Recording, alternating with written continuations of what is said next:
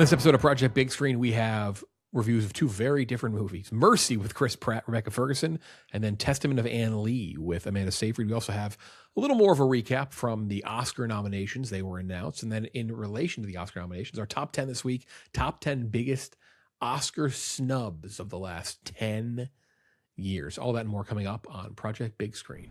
All right, Project Big Screen, episode 17. Final one of January. We turn the page on what's typically the worst month of the year for movies, though I would say there's a chance February is worse than January this year because January wasn't too terrible. Not counting one of the ones we're doing today, whether you liked it or not. One of the ones we're doing today is definitely a 2025 movie, but I think there's been worse Januaries in our time. Oh yeah, we had two good movies this January, and one of them being really good. You don't get that often. I've heard that we have two more good movies coming. Between people seem to really like the new Raimi movie and the Charlie XCX and that's movie. going to be technically a January movie. So yeah, so we still have a few more January movies we're going to talk about, but obviously the last podcast we have releasing on in January. So yeah, February we'll see. February, I don't know if February stands much of a chance against January. Today we have Mercy. If you couldn't tell from if you're watching this on YouTube, which if you're on YouTube, like and subscribe as always. From Gooch's background. Gooch on trial today. This is, this movie sucks because this is actually like what the movie looked like. That's a problem when I can recreate it in the Zoom backend. It's like 80% of the movie right there, Gooch. And then we're reviewing a movie that came out last year, sort of. It's weird. It's considered a 2024 movie, 2025 movie because they didn't really market it that way. But anyway, that's The Testament of Anne Lee. And then we will be doing a little bit of Oscar talk. We also have a much lengthier discussion on the Oscar nominations that we put up on our YouTube page that you can go check out. If you want a longer discussion, our immediate reactions, myself, Gooch, and Kenjack. We'll get Clemmer's quick thoughts. And we'll kind of talk about where the race is a few days after we last talked about them, after they were announced, because actually there's a couple races that are, if you look at odds and predictive markets, are significantly different already in just a few days. A couple trailers, and then we will be doing in honor of the Oscars our top 10 Oscar acting snubs from the last 10 years. We decided to whittle it down to the last 10 years because all time is tough. It's like 10 was tough. Yeah, the last 10 years, I spent like 45 minutes to an hour just to look at going through there's some you forget about and cross-reference. So and then I had to leave some people off. I felt horrible about it. Like you could have done like top 50, honestly. There's a couple that I was like, oh shit, I forgot that was even a thing that happened. Like I was like, I actually couldn't believe that didn't get nominated. I didn't know it was a snub. So all that and more coming up here on this episode. I believe there was another, speaking of YouTube, I dropped my top 30 of the year. You can check that on our YouTube page. It's like it ended up being an hour long. It's going to be like a 20-minute video. Did my top 30 of the year. And Clemmer, I know you guys did another superhero movie podcast with Robbie, right? Which I think is the real Superman. The Superman 1978. Yeah, check that out. Which we can all agree here that Nicholas Hoult is the better Lex Luthor than Gene Hackman, right? No, we cannot. We actually, Robbie and I had that debate. Absolutely not. Nicholas Hoult is more true to the comics for sure, but Gene Hackman, that is yep. I thought Gene Hackman was more entertaining. Right. I actually have no problem. I don't know if I agree, but I actually have no problem with I get that. I get that take. I think it's a very Gene Hackman's his lair in that movie will never be surpassed. One of the best layers, one of the best super villain layers of all time. It's so cool. Also, you have Ned Beatty, so funny in that. The Gene Hackman is fantastic in that. Fantastic. I'm ready to talk about when he throws the cellophane S. Which one is that when he throws the S? Is that two? Is that two? Yeah, it's one of the all-time superhero attack moves. We have Flash Gordon next week, so. We actually have a pretty big trailer we're going to talk about here too, in terms of old school things that are being redone for the big screen, and we'll talk about that. But first up, Mercy. Let's get to it. Our review for Mercy, another movie where you're watching someone on a screen, kind of, sort of, because it does at some points dip into the real world. In the near future, a detective stands on trial accused of murdering his wife. He has 90 minutes, and One of the first movies I ever watched with a timer on the screen of how long the movie is. He has 90 minutes to prove his innocence to an advanced AI judge he once championed before it determines his fate. That's right. The main character, played by Chris Pratt, is a big reason why this AI system is in place. Rebecca Ferguson plays the AI in a role that her agent got her, and was like, "This is it." He was like, "This is." He's like, "You know what? Don't even star in Dune. This is it right here." And Annabelle Wallace, a bunch of other random people in this movie, but those are the two big stars: Chris Pratt, Rebecca Ferguson. 11.2 million domestic, 22.7 worldwide at the box office. Notable box office, not because it made a lot of money, because it actually ended Avatar's run. Avatar's run ends 2 weeks earlier than Avatar 1 and Avatar 2. It still made a lot of money. That's pretty good. 5-week run. Yeah, 5-week run at number 1, 2 less than the last 2. It will finish third most likely in 2025, behind Ninja 2, which is the Chinese movie, the animated movie, which has made $2.3 billion at the box office. One of the wildest, I don't get too far off Mercy here, but if you want to see one of the craziest stats you'll ever see at the box office, this movie, if you look up the domestic to international split, 1% domestic US. This movie made 1% of its $2.3 billion was made. Crazy movie. There's an English dub, I believe, on HBO Max you can watch. I saw it in theaters. Yeah, I think Michelle Yeoh voices the English dub. I haven't watched it. I should watch it. Zootopia 2 will be the other movie that Avatar likely finishes behind, somewhere between 1.3, 1.5 billion. So again, Jimmy C makes his billion, but it definitely, I would assume if you ask them, they would say it fell pretty well below what they had hoped. We'll see how that plays into what happens with Avatar in the future. But its run ends by Mercy, which I don't care how you feel about Avatar, that's gross. But anyway, let's talk about this movie, which has a 20%, 81% split on Rotten Tomatoes, 6.2 IMDb, 35 Metacritic, 2.6 Letterboxd. I'll start with Clemmer. You can go first. What did you give Mercy? From Timur Bekmambetov, by the way, who directed the Ben-Hur remake, one of the bigger crimes against humanity, Wanted, and then a movie which is awesome. I believe Ken Jack agrees. I think we've talked about this before. Abe Lincoln Vampire Hunter. Oh, well, this movie's not Glennie awesome. Ball's number 1. Yes, our good friend, former coworker Glennie Ball's favorite movie of all time, Abe Lincoln Vampire Hunter. Go ahead, Clemmer. Mercy's not awesome. I give Mercy a 19. This movie sucks, and it's like if 12 Angry Men had a lobotomy. Where you see Minority Report too. You have those comps. There's nothing redeeming about this movie, and you could argue it's like kind of even maybe like morally gross. It's like kind of pro AI, also like pro spying on us. Like it's like no, the government should have access to all of our personal communications so they can then have this trial without a jury. I'm kind of tired of like blaming. I've seen that joke a lot, blaming the agents for Chris Pratt and Rebecca Ferguson. Like maybe we should just blame them. Like they read this script. There's no way this script could ever be saved. There's nothing that was ever going to point to this being a good movie. And like how much money? And I'm kind of curious. How much money did it take for them to do this movie? Because I know the movie costs $60 million to make. Maybe if they got $20 million each, maybe which they didn't. Maybe it's worth it. I don't know. At what point is it worth it? That's almost. I'd like to see that movie. Pratt, I won't blame. I won't blame Pratt's agent. I think Chris Pratt's been in more than enough. Rebecca Ferguson, I make that comment, and I think you'd agree with this, Clemmer. I think she's just in. I think she's in a lack of good things. I know she's in Dune, but like Pratt, I wouldn't say that for. But she's in things where I'm like, why? Like she's got the Michael Fassbender syndrome, I think. But she choose another person. But they're both talented people. They choose these projects though. We can't like the agents would force it down their throat. They choose, and this movie was never going to be good.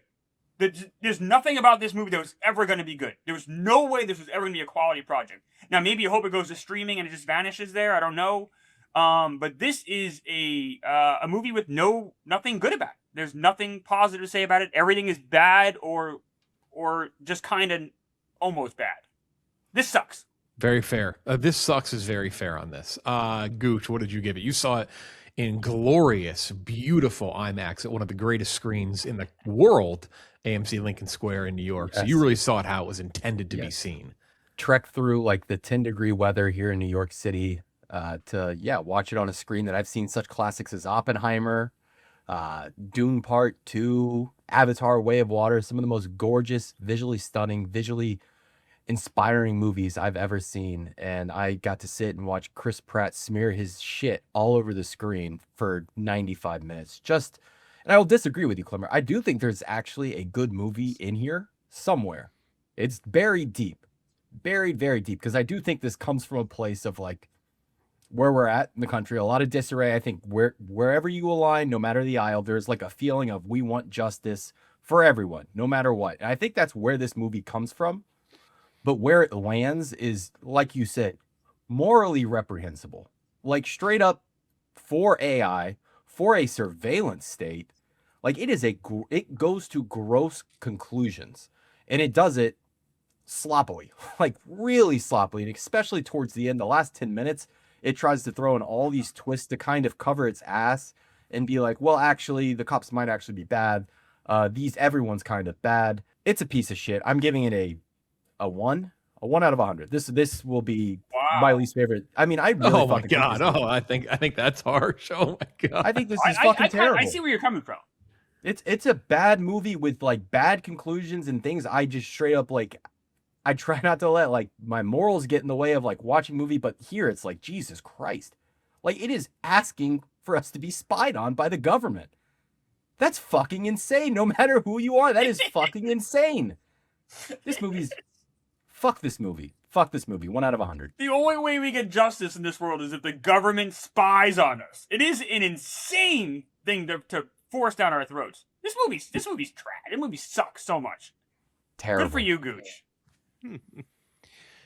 Ken Jack, what'd you give it?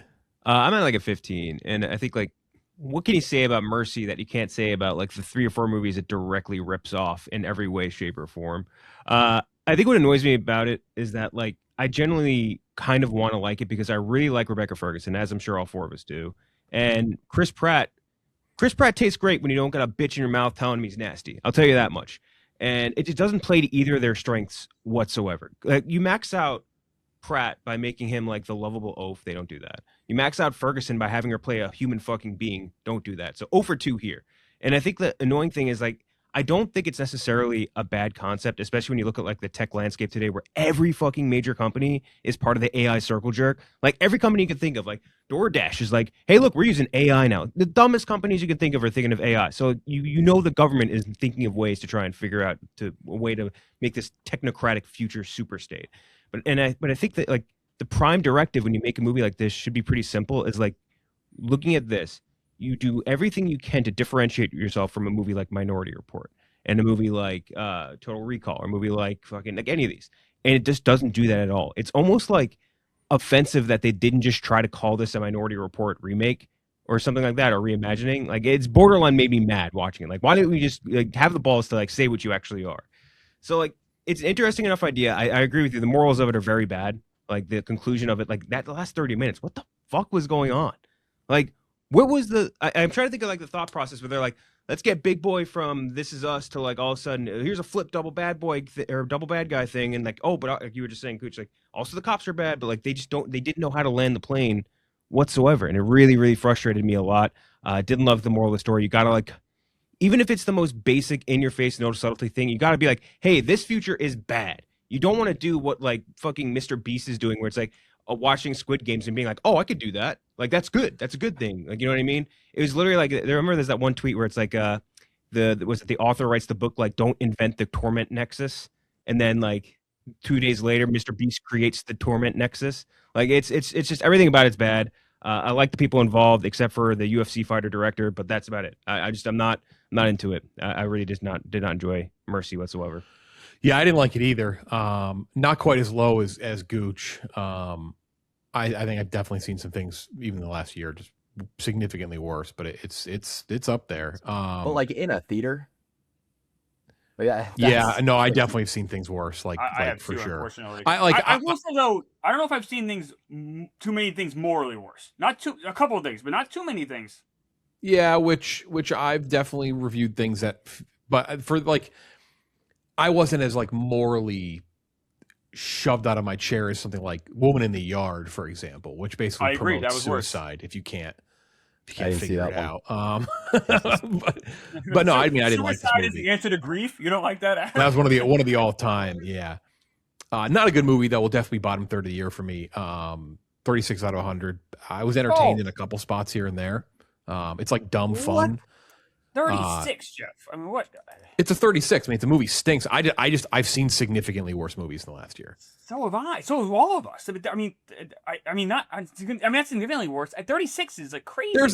I think there's enough of like this wasn't me being like, man, if I wasn't doing this for a show or for my letterbox or for like what I do, I would turn it off. I get that feeling a lot like Happy Gilmore 2, for example. Like that's one of those, or like the Pickup, the movie with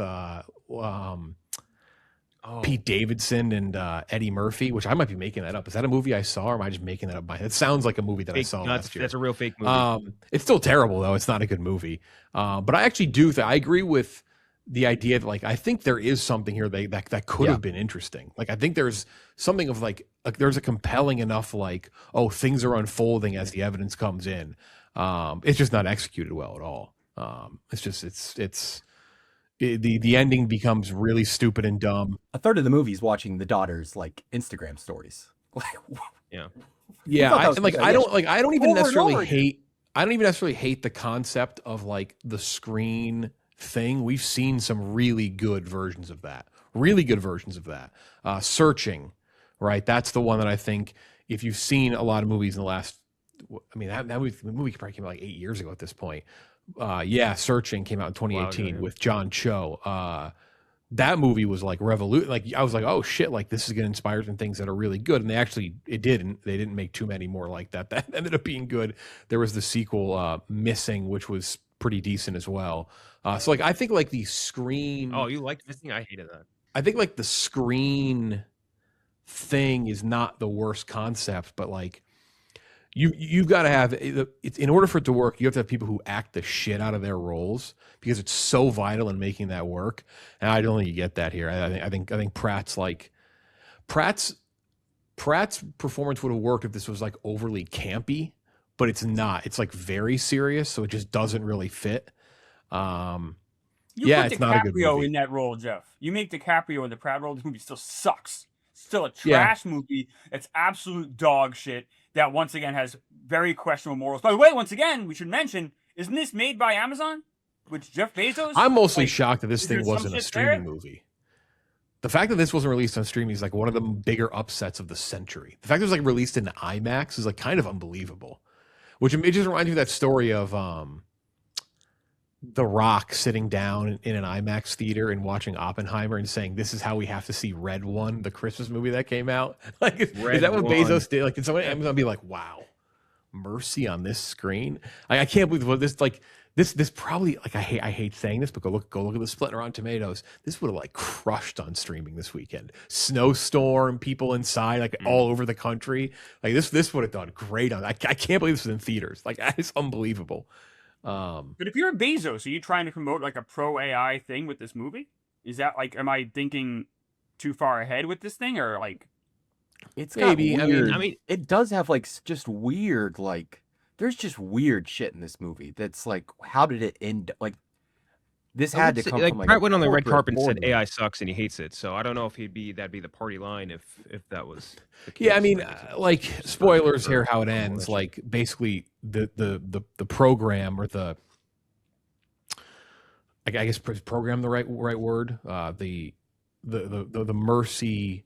Yeah, the thing that they use with the AI judge is like it was forced down the pike by someone who hid evidence and got somebody killed, just to force it to work because they said it had to work, and that person gets kind of thrown in jail. It's like it kind of ends like, oh hey, this was done in the wrong way, but like not in a definitive enough way that it like really made a stand on anything. It's kind of strange because it does kind of like tear apart the whole concept of it at the end, but like it doesn't do it in a way that's like defiant, where he's like leaving the leaving the building that he was in or anything. He's like, I guess we all make mistakes. He says, "We all," as if the AI is like part of mankind. Yeah, that was definitely the weirdest. Yeah. There's also just like multiple shots of like, and I don't know why they're included, of like cop cars just driving into groups of people. Like there's shit like that in the movie where I'm like, what the fuck is this doing in here? There's so much like weird footage that they included, which I have to imagine it's just B-roll footage that they bought offline somewhere. Like so much of this just looks fake and like bought from Adobe stock.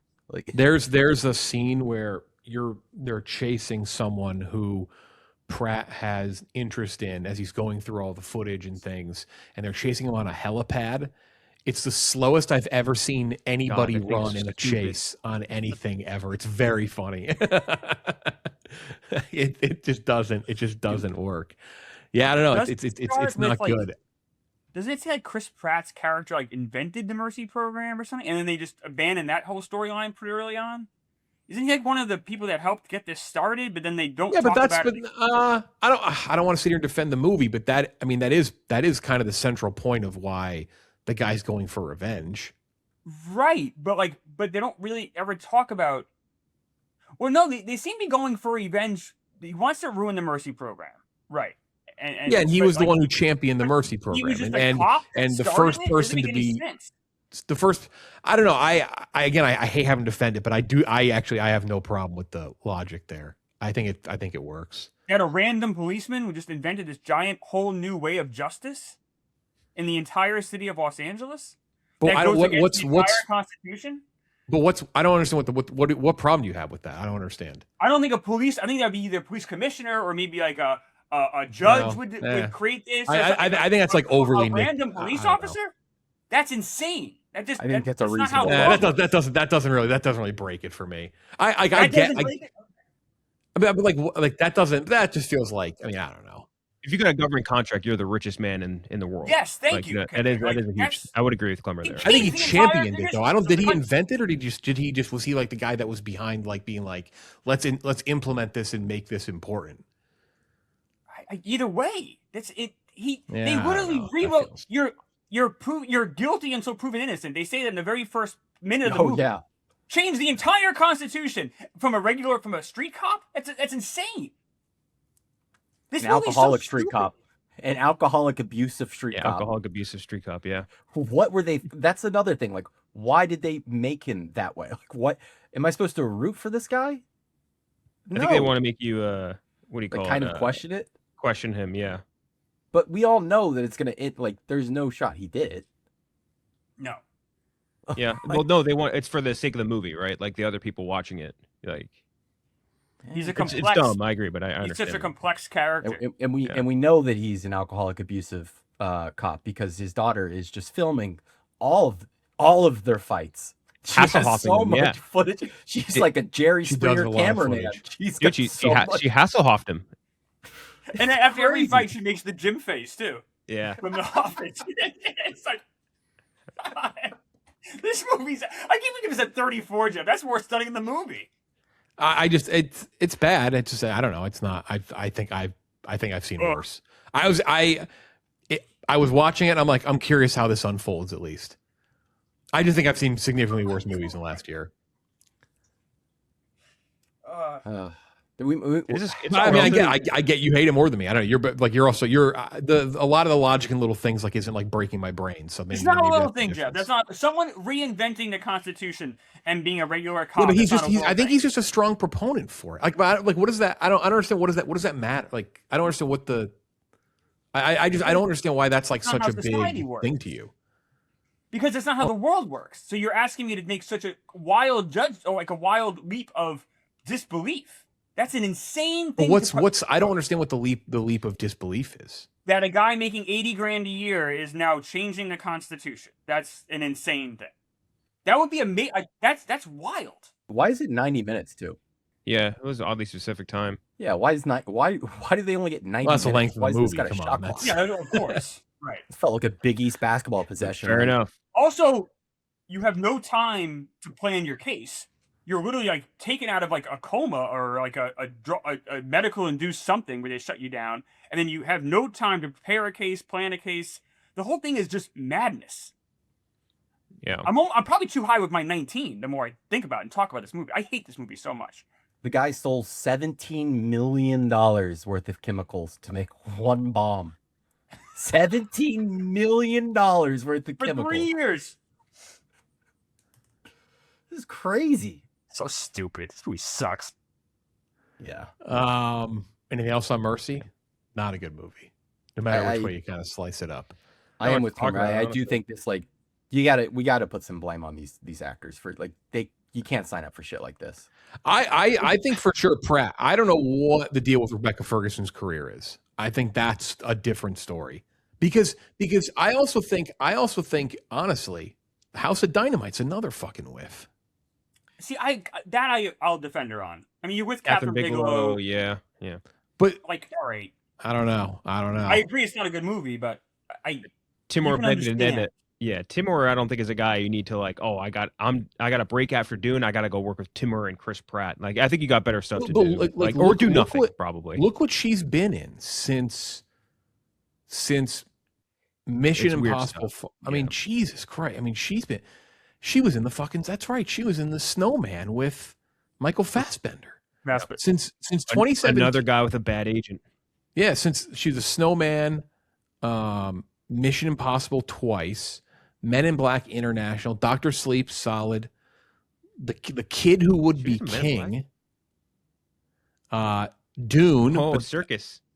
That's really it. This like she really hasn't been in much at all in the last almost 10 years. I think your Fassbender comp was right on, Jeff. Like, really talented actor that just keeps picking. That I don't get. I definitely he got Black Bag. I get Pratt. I get slamming Pratt for this because Pratt's a different beast. He's been in a ton of things. Well, she's got to do better stuff. I'm almost more mad at her. Like, she's really talented and she keeps doing this garbage. Like, she did Silo. Learn how to like read a good script. Yeah. She is in Silo season 2. But that's also like that was a terrible career move because remember she left Mission Impossible to do that shit, which I like the show, but goddamn, what were you thinking there? And you're right, Jack. Pratt's got to get back to being like the lovable oaf. Like, you can't carry a movie like this. Like, even if this movie was like good or somehow decent, like he still would have brought it down. Like, I will say, this is not your lane. As a comp to try and give it like a baseline for Pratt, like he did this movie, The Tomorrow War, which we all thought was going to be a total shit pile, right? And that, I think, was the great balance of Pratt because he plays like a leading man who is like in an action movie, but he's also funny. Like, they let him be the lovable dad oaf, and I think that worked. And in that movie, he also, I think, is a dad that has issues that they have to work out with his daughter, and it works out way better than it worked out in this. So if you just can't have him be the serious guy. It's not like fully serious. With maybe the only exception I can even think of is like The Terminal List, which worked, but that was also, it's such a specific set of sort of situational stuff around him. So I don't know. Not a fan. Yeah, Mercy's not a good movie. Though I guess some people seem to, audience score was kind of surprising on that. But I guess, again, which makes me say, I don't understand how this is not a streaming movie. I'm like blown away by that. Rotten Tomatoes continues to be broken. It's broken. It's been broken for 5 years. I don't think, but I would disagree on this since I don't think people are review bombing positive reviews for Mercy. I think people who've just seen Mercy I think the general audiences just are okay with Mercy. Just feels like everything. Like, I think for sometimes you're definitely right on that. For this one, I don't think people are review bombing Mercy. I'm very upset. I go on a limb to say they're definitely not review bombing Mercy. No, I'm very upset people were choosing to see this in droves over 28 years later at Bone Temple. Which is 20 years later, and that's getting destroyed. And like box office wise. And like, you have those two up there and you choose to see Mercy is disappointing to me because one's a legitimately really good movie. It's an R-rated sequel to a movie maybe not everyone saw. Is like I get it. Thinking, I understand. It just bumps me out. I also think they released a plus like the No American quickly. Star. I think hurts too. Way too. I think that sequel came out way too fast. No one had a chance to see it. If we're talking about problems it might have had, but neither here nor there at this point because we're past that. Testament of Ann Lee, the next movie we're going to review. Let's talk about The Testament of Ann Lee with Amanda Seyfried, Lewis Pullman, Thomasin McKenzie, Stacey Martin, Christopher Abbott. This came out a little while ago. Super, super, super, super limited. Like 5 theaters. Yeah, I think 4. I was able to see it through a screener a while back. I saw it the second time once it finally hit theaters. Mona Fastfall directing. The name might sound familiar if you're a big film head. The next name will definitely sound familiar. Brady Corbet. Mona Fastfall, Brady Corbet partners on screen, off screen as well. They did The Brutalist together. They wrote The Brutalist, except Brady Corbet directed The Brutalist. Mona Fastfall now, they're switching spots. She's directed The Testament of Anne Lee. Set in the late 18th century, the film follows Anne Lee, the founder of the Shakers, as she leads her small but devoted religious community from England to America. Viewed by her followers as a spiritual visionary and by her detractors as a radical, Anne's journey explores faith, persecution, gender, and the cost of unwavering belief in a hostile world. Hour and 42 minutes long.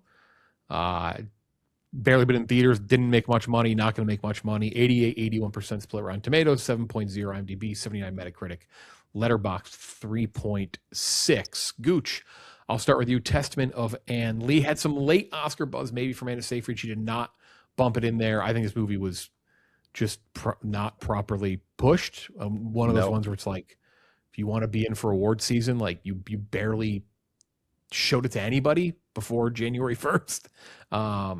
So Seyfried did get some love for this, but no, they ended up not getting anything at the Oscars. What'd you give it? Yeah, and it's a shame they fumbled this rollout so badly, because there was a movie last year that I think it did lead the Clubhouse in nominations, and I think this is the version of that movie that actually deserves those nominations. And last year it was Emilia Perez, a steaming pile of shit.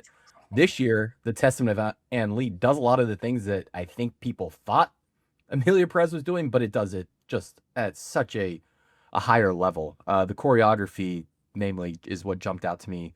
First viewing, it's just stunning what they kind of pull off with the Quaker movement. Like, it both works within the story and within the movie. It's visually stunning. The cinematography, like, there's a few sequences in here, and I don't love the entire movie, but there's a few sequences in this film that are like some of the best things I saw all year. Like, bar none. Just unbelievable stuff.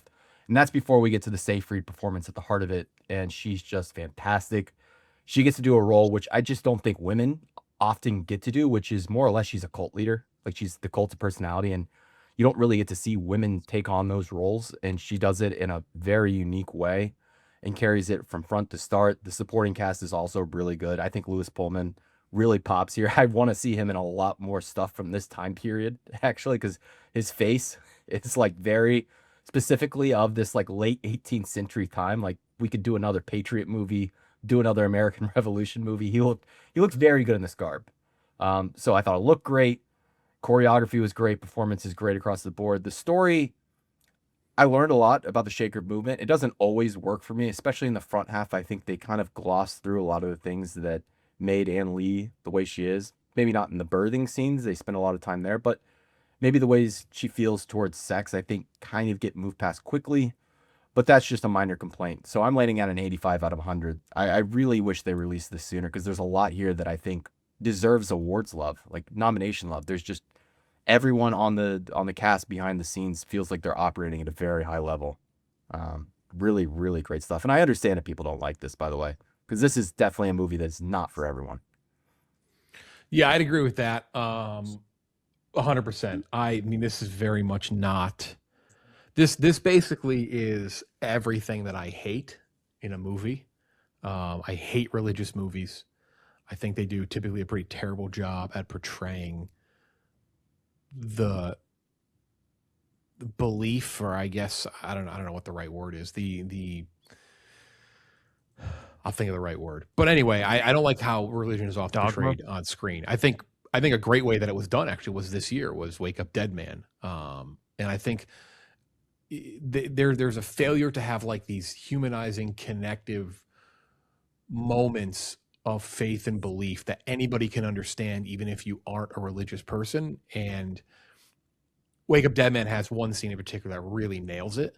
I think that this movie actually does the same as well, with how they portray her, how they portray the movement, and the way in which they do it, because they do it in a way that is different than just a straight A to Z like drama or like historical period drama. And that's obviously the music element to it for me, which I think adds so much to it. The other thing that I hate are period pieces. I don't like movies from this time period. It takes a lot for me to get over them. Took me like 3 viewings of the most recent Little Women to even like it. I'm just an admitted hater of the time period. I'd almost say it's probably a flaw. But it didn't matter for me. It just kind of worked. I love this movie. This was one of my top 5 movies of the year last year. I gave it a 95 to 100. I think it's fucking unbelievable. I think first of all, I like it better than The Brutalist. I think it's tighter. I think they get their point across better. I like The Brutalist, but it kind of wavered in spots for me and kind of lost its way.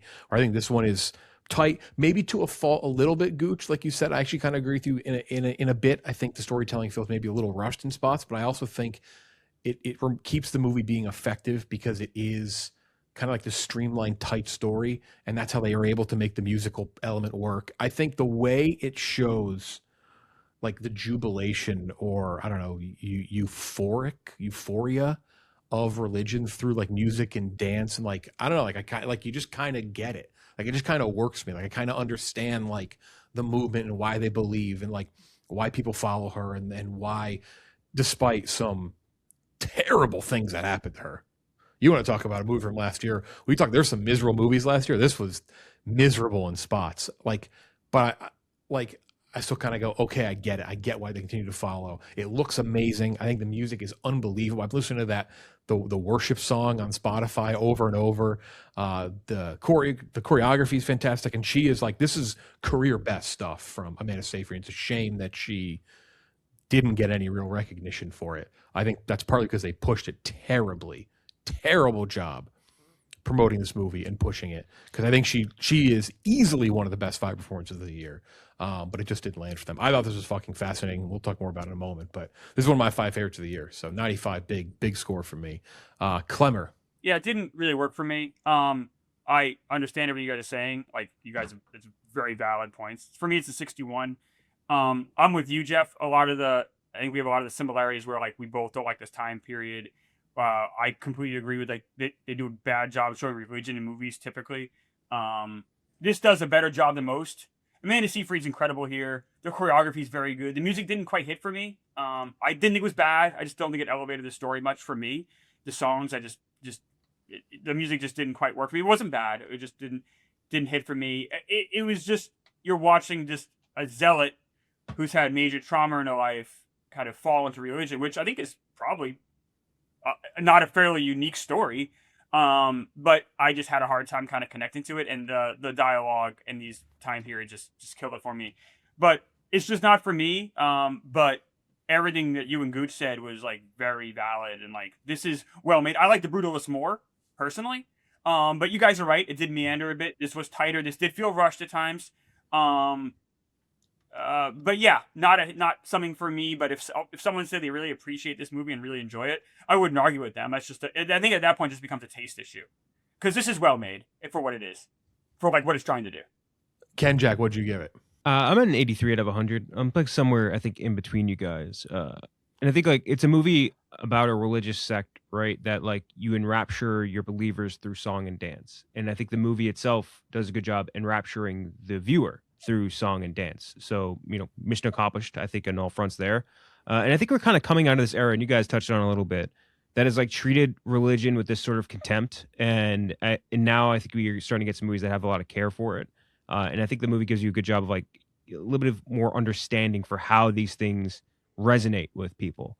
I think you get a handful of really good performances. Lewis Pullman, obviously great. I don't think I've seen a bad Lewis Pullman performance yet. Amanda Seyfried, I would agree with you. This is like among her career best stuff for sure. And she gets to flex some chops that she probably hasn't since like Mamma Mia, but in a very, very different setting. Very, very brutal at points. And then you just get like this, and you go a lot of these like weird peaks and valleys where you're getting like an assault followed by this utter jubilation. And like, I think that's hard to do probably as an actor. But I think in the case of the movie, where I take off points is like, it's definitely bumpy. I think the pacing between the numbers is, it just kind of hurts the characters a little. Like, I don't feel myself like having enough time to really attach to anything, because like as soon as like we're starting to get rolling a little bit story wise, like boom, song. And then it's like, we're rolling a little bit. I'm starting to get like stories going up, bam, bam, speed bump into a song. But the songs are all beautiful. So it's very hard for me to like maybe I just wanted like a pure musical and then a pure period drama, but I don't know if that would work. So I mean, I think if you think about the source matter or source material, especially when you look at like Brutalist, which isn't the Brutalist wasn't made after a real person, but it was modeled after a real human being. It's not like a biography, but like it's.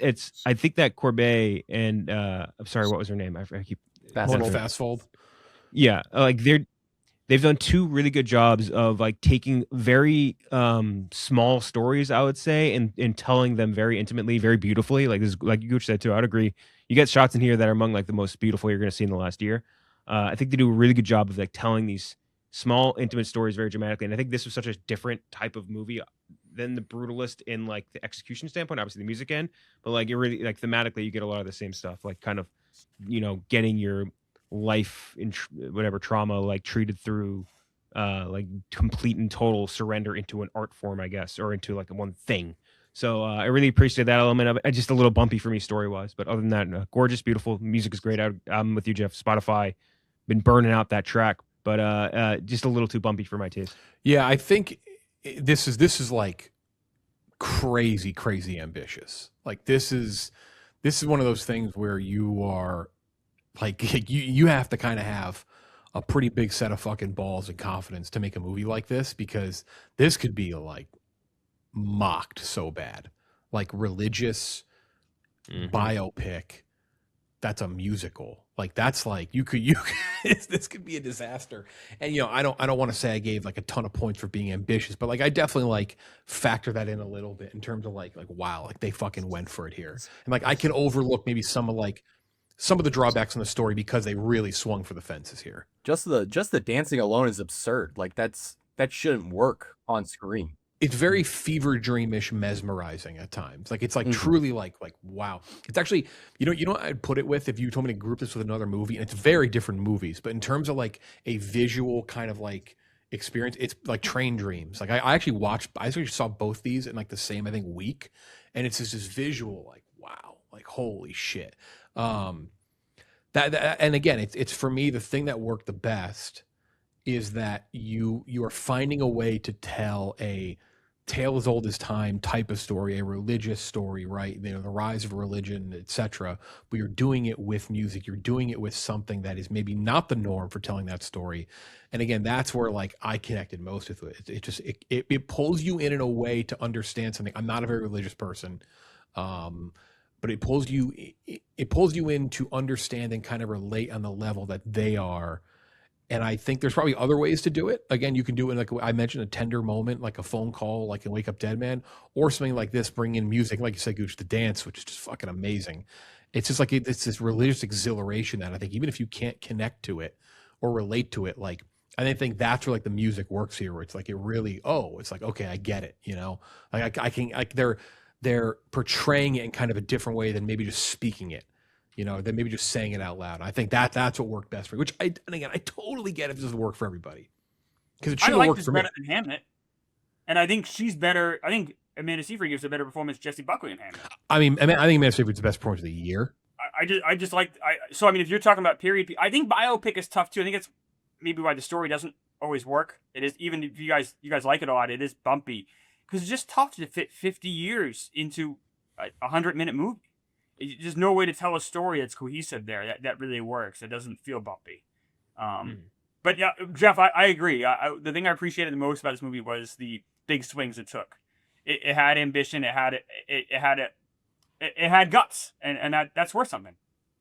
I'd also add that like one of the big topics of conversation last year with The Brutalist was how massive it felt on that. I think it was like a $7 million budget. I think that same conversation should be being had with Ann Lee, because there are scenes in this that feel like they're plucked out of a major blockbuster. The scenes on the boat, like the boat scenes that's a big blockbuster sequence that's being accomplished on a bare bone. I think this is a $10 million budget. Dude. One of the better like on the ocean scenes that I've seen in a while. The scenes when she's hallucinating. Yeah, exactly. Best cinematography nominee, Frankenstein, to you. But yeah, no, this is like shocking how good it looks at points. The eclipse scene with Tim Blake Nelson, oh my god, good lord. I'm interested to see how they're going to do their next movie, if they're going to switch on and off again with direction. I think they're both very good directors.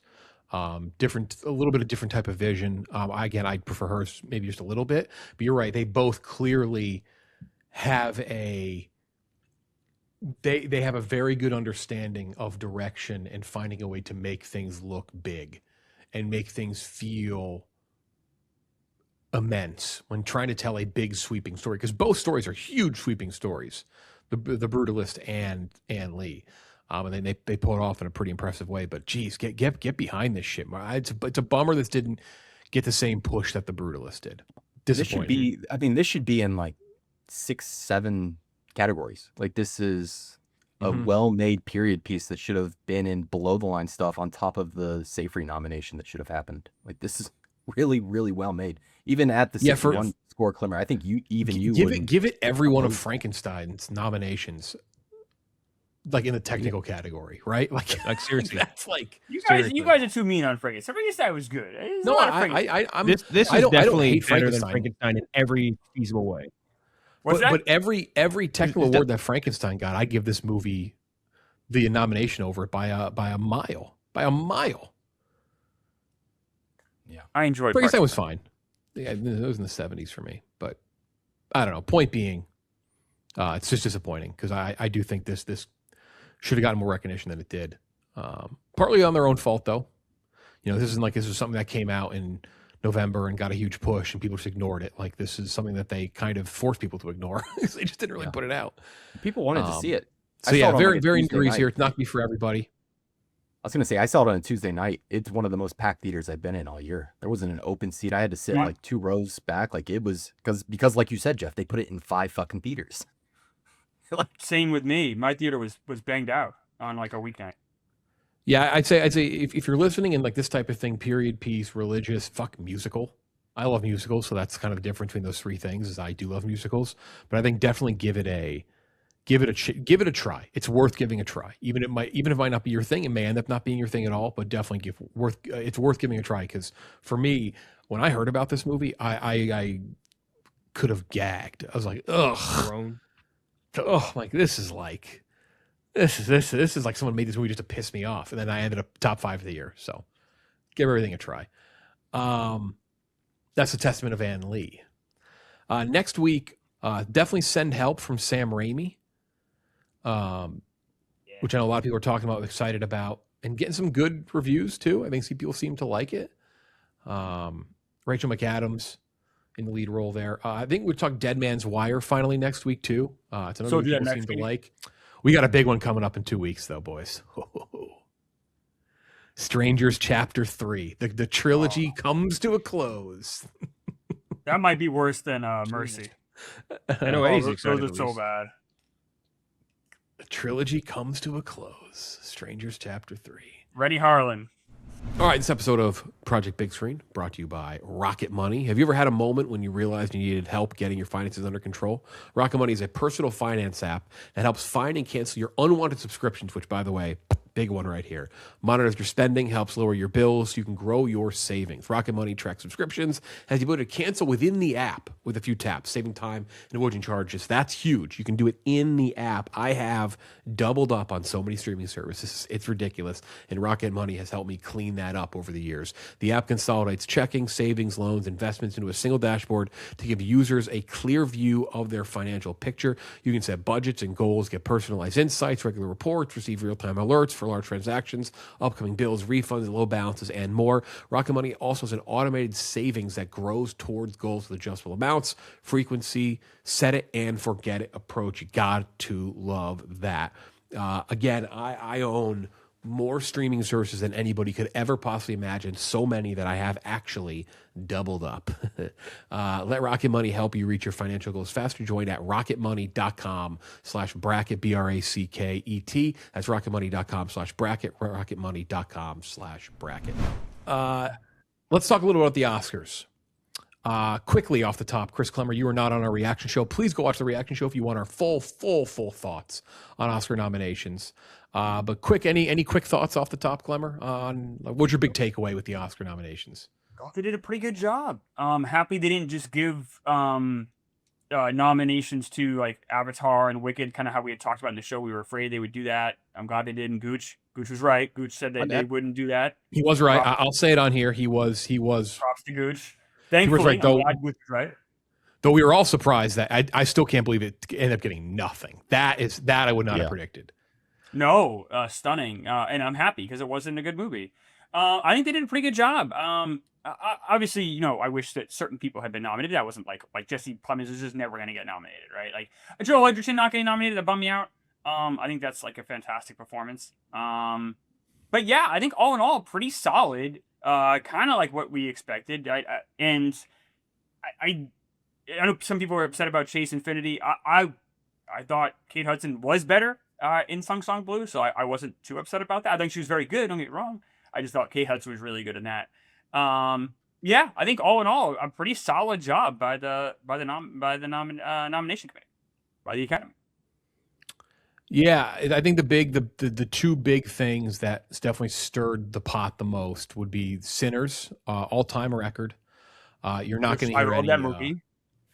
You're not going to hear any debate or issues from my end. I don't think any of the four of us will have any issues. We all loved Sinners. And then F1, which kind of goes off what Clemmer said. It gets the big kind of surprise nomination, though a couple caveats on that.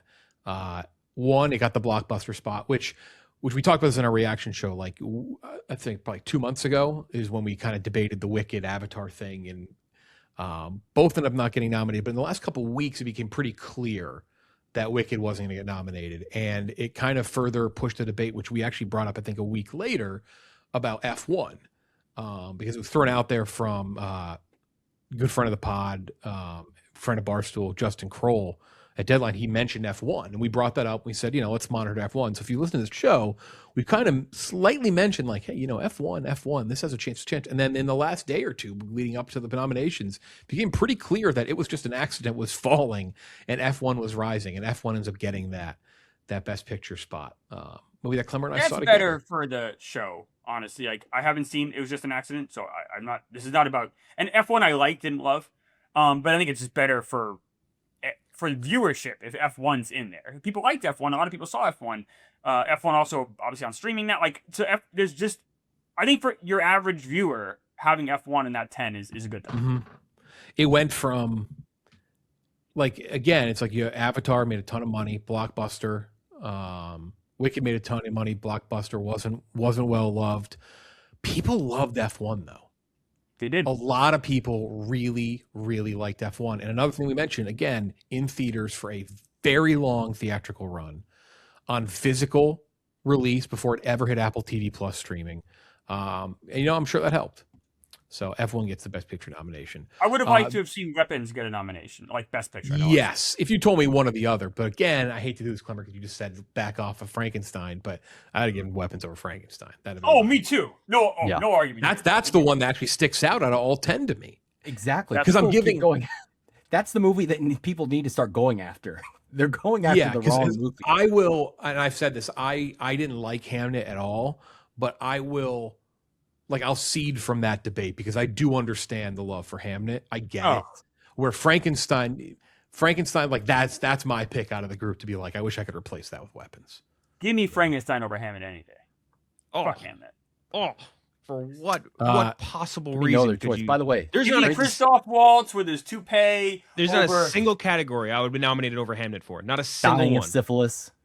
Yep, give me that syphilis-ridden man, that bald syphilis-ridden man over Jesse Buckley, mouth agape at the.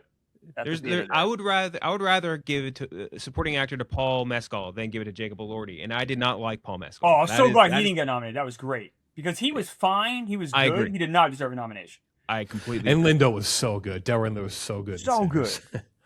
Okay, we talked about this on the last pod. We were asking because No Other Choice, one of our favorite movies of the year, shut out completely, and we were like, Park Chan-wook, has he ever gotten any love?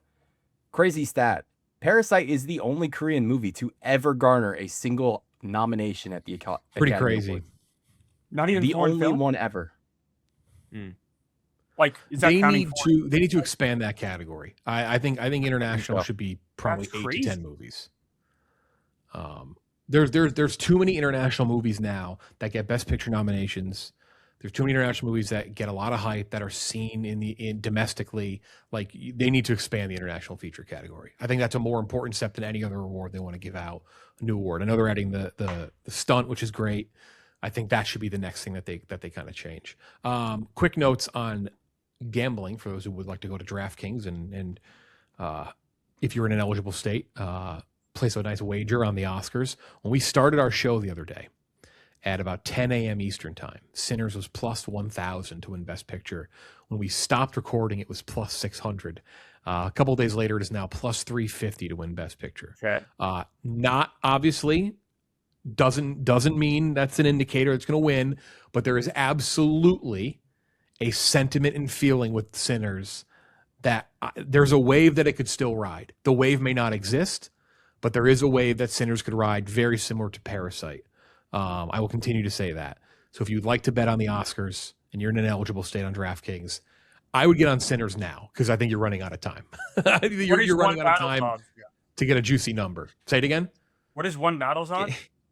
One Battle's now minus, I think, 350, 400. So, I mean, it like in the span of a 45-minute show, it went from plus 1,000 now to 600. It's now 350 3 days later.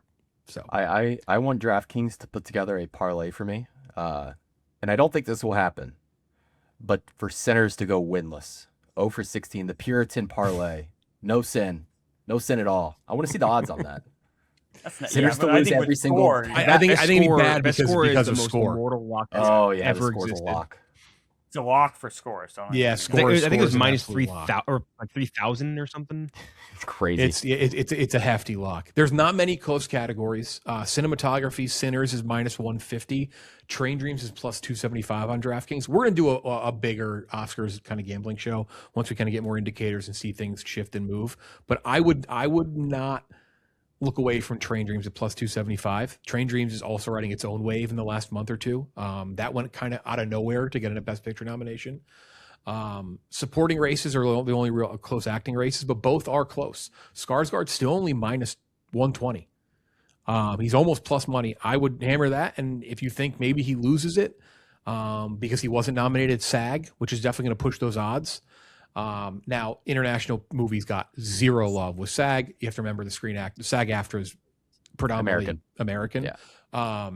But just making that note, Del Toro and Penn are plus 275 and plus 330. But I think Skarsgård at minus 120 is a fucking excellent bet right now because I think it's like very close to, like, I'm putting in major air quotes here, lock status, as people would say, air quotes, because there is no lock. No such thing as a lock. Tiana Taylor, minus 195. Odds have not changed too much. I still think Amy Madigan plus 175 is worth a sprinkle because I do think Amy Madigan, Clemmer, we referenced what you said in our reaction show about how beloved she is, and X years since nominated first time. So I think that's not the worst. Kind of Did Chase Infinity not getting nominated help Tiana Taylor? No, I think it has nothing to do with it. I think if anything, it makes me think that Tiana Taylor may not win. By the way, we are looking at maybe the all-time biggest Globes don't indicate anything year. We're staring that down the barrel too, by the way, because the Globes, it's like a different planet. Trailers, Masters of the Universe. I actually typed out what you guys think about this trailer. I wanted to hear it on the pod. I actually deleted it in the text thread. I didn't send it because I wanted to hear what people thought about this trailer. Master of the Universe, directed by Travis Knight. Travis Knight, his first movie since Bumblebee in 2018. I actually was stunned by that. Makes sense now when you see it, but I couldn't believe it had been a movie in 8 years. Comes out June 5th. Nicholas Galitzin, is that how you say his name? Anyone know? No idea. Galzatine? I think my it's girlfriend Galitzin. definitely does. Cami Mendez, Jared Leto as Skeletor, who I think looks great, by the way, in the trailer. Alison Brie, Idris Elba, fleeing a devastating civil war. 10-year-old Prince Adam Glenn is spirited away to his mother's home planet Earth, separating him from his ancestors' sword of power. 20 years later, and now adult Adam must return to the home planet and rediscover his lost birthright, becoming the mighty hero He-Man and leading the few remaining warriors against the evil forces of Skeletor. Again, played by Jared Leto, voiced by Jared Leto. I will note, it's not Jared Leto's face with like a skeleton tattoo on it. It's It's a God, special he wanted effects that, though. Skeletor. I think it looked He good. tried to do that though. I'm kind of excited for this. I don't know why. It kind of worked for me, the trailer. Am I crazy? I just don't. Yeah, I think you're a little crazy on it. I mean, it looks fine. Like it looks like people do see it. It has been well received, I think, though. Yeah. I think it's probably the best you could do with it. I mean, if you're in your mid-40s, He-Man was very important growing up. Very important. But that's a very small group of people, I think. Like, the rest of the population, I don't think gives a fuck about He-Man. No, that's definitely the case. And they made a He-Man movie back in the 80s with Frank Langella as Skeletor. And that movie bombed. No one went and saw it. It sucked. And that's when people cared most about He-Man. I think it was made in 87. This movie, I think, I have this movie as like one of my big bombs of the year. Like, I think this is like going to be a disaster. From a box office point of view, from a quality point of view, this is probably the best you could do with it. You have to have them start in Earth. You have to have them go there because the story is so weird otherwise. But I just don't think anyone gives a fuck. Yeah, that's my biggest takeaway too. Is like the only person I could think of that would like a Skeletor movie are people who are like roughly around your age, Clemmer, I guess. And even then, like you were saying, they had the Lundgren one, which no one really seemed to resonate with. They had like the series, I guess. I don't think anyone really resonated with. I think that sort of sword and sandal stuff doesn't really connect with really kids now for whatever reason. But the one thing I would say is after seeing this trailer, which I don't think moved the needle a ton for me, I would bet $1 trillion that it ends on that Four Non Blondes song from the meme. Like I would bet if there was a way to bet it, every $1 million that's going to end on the Hey Ya whatever Four Non Blondes song that came from that meme right as they fade out. I'm just gonna say it right now. That was Outcast. Call my shot. Outcast says Hey Ya. What's this? I know what you're saying. It's like I said, hey. Hey. I say what's hey. Going yeah. on? Whatever. What's going on? Yeah, what's going on? Yeah.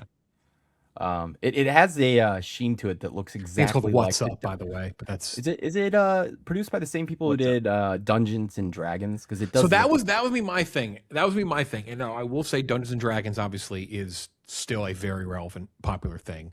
So that's not an apples to apples thing. But I was surprised that Dungeons and Dragons was as well received, successful as that was. Though it didn't make a absurd amount of money. I don't even think it. I think it barely made back its budget.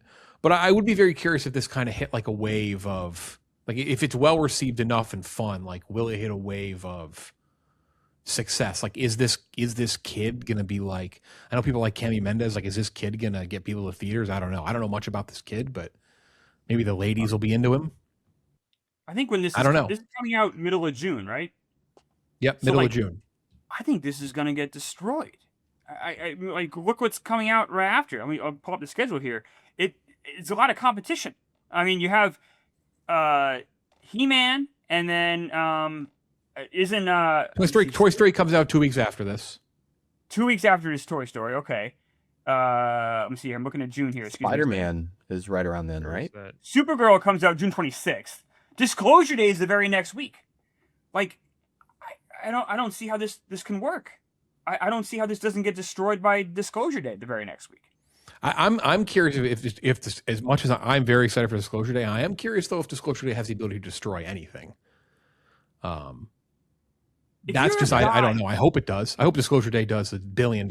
I don't know. Well, here's what I think is true. It's like, okay, so this is appealing, I guess, to men in their 40s and their kids.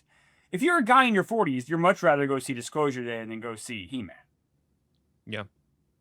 Like I just don't know what the audience is for this. I don't understand. Maybe, but if you're do you mean if you're someone in your 40s taking your kids to go see a movie? I think I don't know. I just don't know who this is. I almost think they take them to see Master Universe because what they grew up with.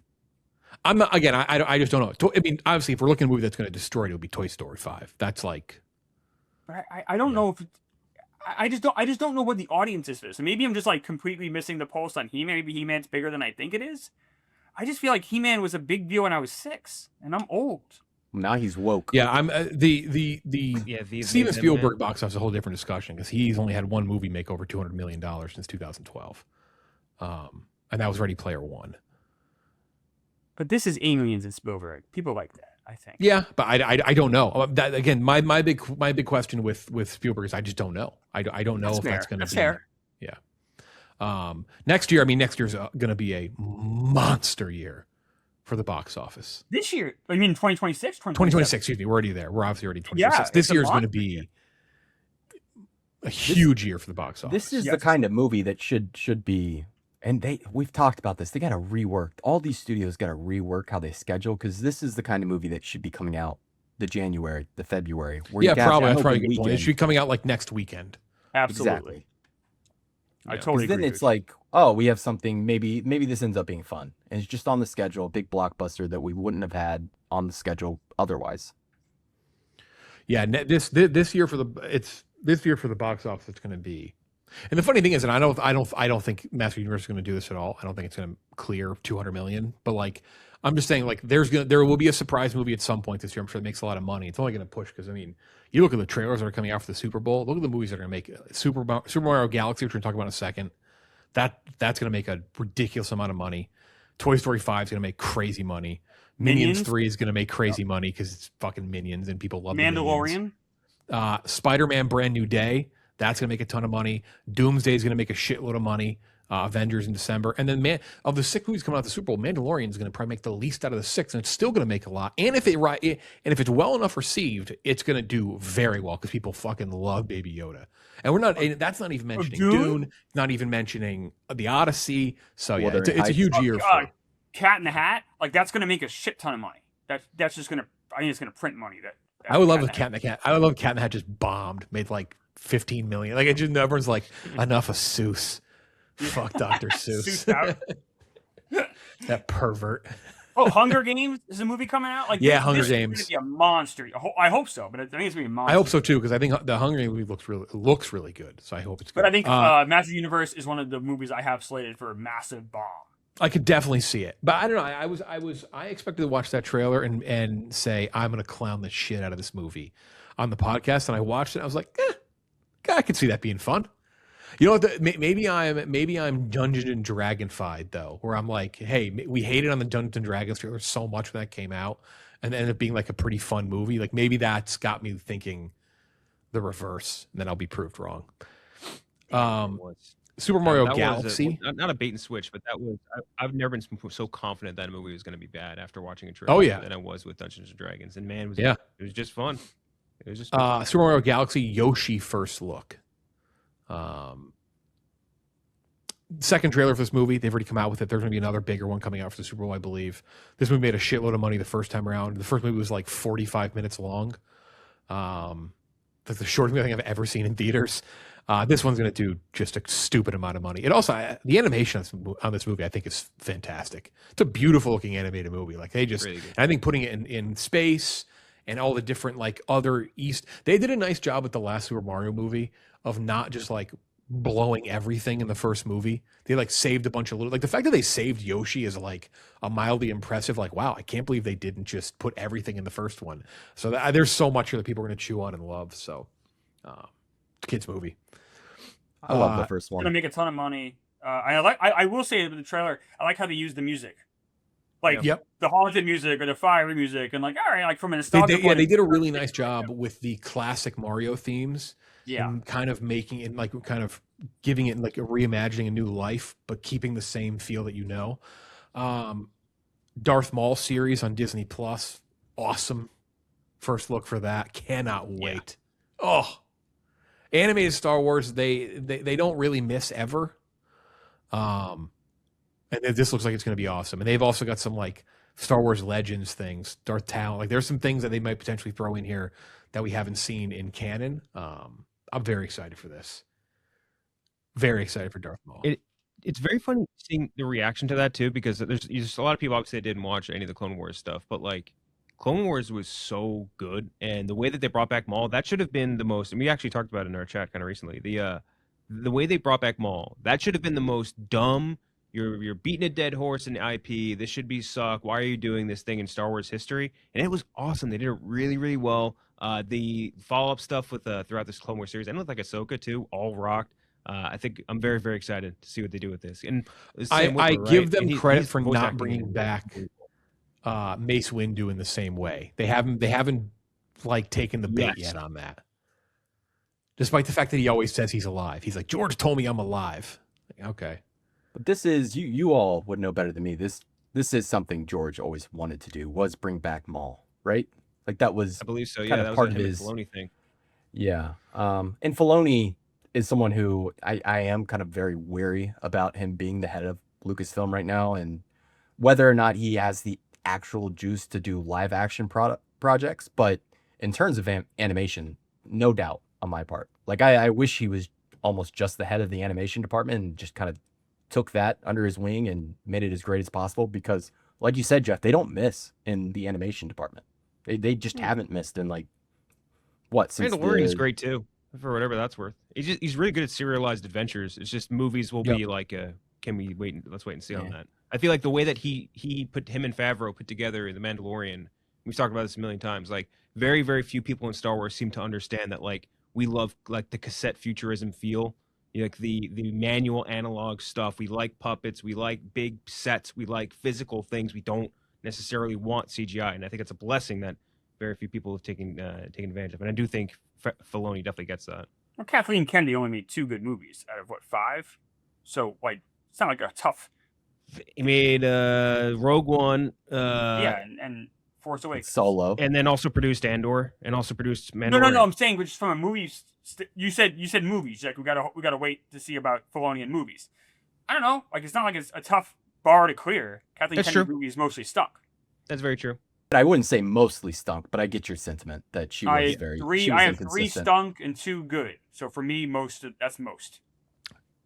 60% 2 of good. them 2. I have 3 good. Yeah, same. 1 probably better than I give it credit, but I've just never liked it. Solo, and one pathetic stinker in Rise. Just one gross, you pandering loser stinker in Rise of Skywalker.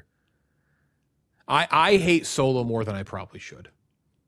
No, Solo stinks. You can tastes good when you don't have a bitch in your ear. A lot of people, a lot of people like Solo though. I like the heist. The heist is awesome. I'm sorry. The heist is so cool. It's so good. And Woody Harrelson's so good too. I also, by the way, I want to say something, that you're allowed to do this, and I don't know if fans of Star Wars know this, because they like to say the prequels are better because of the animated, which that's not how that works, by the way. I like Rogue One. Rogue One isn't better to me because Andor is unbelievable. Like Rogue One is still exactly what Rogue One's been. I can enjoy the character maybe a little more, but like it doesn't make it a better movie because they made something elite 10 years later. Like that's. I haven't seen Andor yet, but Rogue One is incredible. Oh, you love Andor. If you like Rogue One, you will love I Andor. I will watch. I've been taking a little break with Star Wars because I thought the last 2 movies were so shitty. Andor is one of the best political thrillers ever made. Don't mind you, Star Wars. Yeah, no, I'm excited for Andor. The writing in Andor is so fucking good. Oh, it's good stuff. We're doing a watch now, and I forgot how good fucking. I watched 2 like very quickly because they all came out at once, and I couldn't stop. Just like a pig, I just couldn't stop watching those screeners. And now rewatching kind of slower again. I'm like, God, this is fucking amazing. First look at Lobo and Supergirl. It's kind of the last bit of news and trailers. Jason Momoa as Lobo. I think he looks good, I guess. I don't know if I'm going to care about it, but I think he looks good as a character. Looks like Lobo. It does look like Lobo. I just think this. I love DC. I'm rooting for DC. Talk about another one of my big bombs of the year is this movie. I just don't know how this is going to work. No, this is the one I think is going to be. I think this is going to be a huge bomb. Oh, this is disaster written all over it. This trailer is not inspiring. It's just like what a misstep. You had all this goodwill from Superman, and literally at the end of it, they piss it away. Literally, unbelievable. I think it's a mistake I think this being the second movie is a mistake, but I could be wrong, and I hope I'm wrong. I will say the trailer it plays a lot better on the big screen. I feel like every time we've doubted Craig Gillespie too, like he makes good movies. Like he just straight up makes good movies. There's nothing. I know. I think it might be good. You can't have a big summer movie, with the first name you see is Missy Alcock. No one knows who the fuck Missy Alcock is. They don't. The average person doesn't know. You guys know. Millie. No one knows who the fuck this is. Millie, is there a name? They don't even know her name. No one knows who this person is. They don't. She was pretty big on like the biggest show on television. You ask 100 people, no one's gonna. Climber's on. Let's do it. Let's do it this week. Let's go in the street. Do Man in the Street. No one's gonna know. They know Jason Momoa. They'll know him as Lobo. Yeah, they'll know Lobo. They know Crypto. They're gonna look at the screen and say, "That's Crypto. That's Crypto." They know the dog more than they know who Lobo is. They probably wonder why Momoa has all this weird makeup on. No one knows who the fuck these people are. I don't think that's a problem though. No one knew who Corn Sweat was. Like it's Superman. Doesn't matter. You have that does not, and you also had Nicholas Hoult. You had other people in that cast. This is Goose. I'm telling you, this is gonna be a disaster. I know, but I don't want to. I think one of the big problems with the MCU and the way it looks and the way it has looked for the past decade is because the budgets, when it comes to their above the line talent, got so fucking inflated. When you're giving RDJ $100 million, there's not a lot of money left to make a movie look good. And I do think the way James Gunn is attacking the casting throughout the DCU, getting people who are slightly recognizable, talented actors, but like you said, not a household name, I do think it keeps the budget down and lets them at least make a better movie. May not make the money at the box office and yield the box office results they want, but in the end, I do think it helps the movie. But if you don't make money, they won't let you make movies anymore. That's the problem. I think he has a long leash, at least for this first phase. Yeah, it's gonna be very. This is easily for me the most interesting. What will this do? Because it's going to say a lot and do a lot for that universe and kind of what happens going forward. I would think so. There's a potential chance. I'm not saying it's going to happen. There's a chance Jackass is #1 that weekend instead of Supergirl. Just putting that out there. That's how bad. I don't think that's great. That's insane. Can you imagine that's this movie very fair. #1? What? Last Jackass made a decent. I know. Right? Fellas, you already know what time it is. It's time to level up. And Blue Chew just dropped something crazy. I'm talking next level championship belt gold-plated energy. Blue Chew Gold is the newest innovation from the #1 chewable ED brand. This ain't your grandpa's little blue pill. This is the 4-in-1 beast that's setting the gold standard for performance. We're talking 2 ingredients for blood flow to keep that rocket pumping, mixed with apomorphine and oxytocin to turn up the arousal and connection in your brain and body. Blue Chew Gold dissolves under your tongue and works in as little as 15 minutes. That means you can get it on quicker and stay in the game longer. Elevation without hesitation. This is peak passion and peak performance in a single tablet. If your bed could talk after this, it'd be asking for a break. Make life easier by getting harder and discover your options at BlueChew.com. And we got a special deal for our listeners. Get 10% off your first month of Blue Chew Gold with code BIGSCREEN. That's promo code BIGSCREEN. Visit BlueChew.com for more details and important safety information.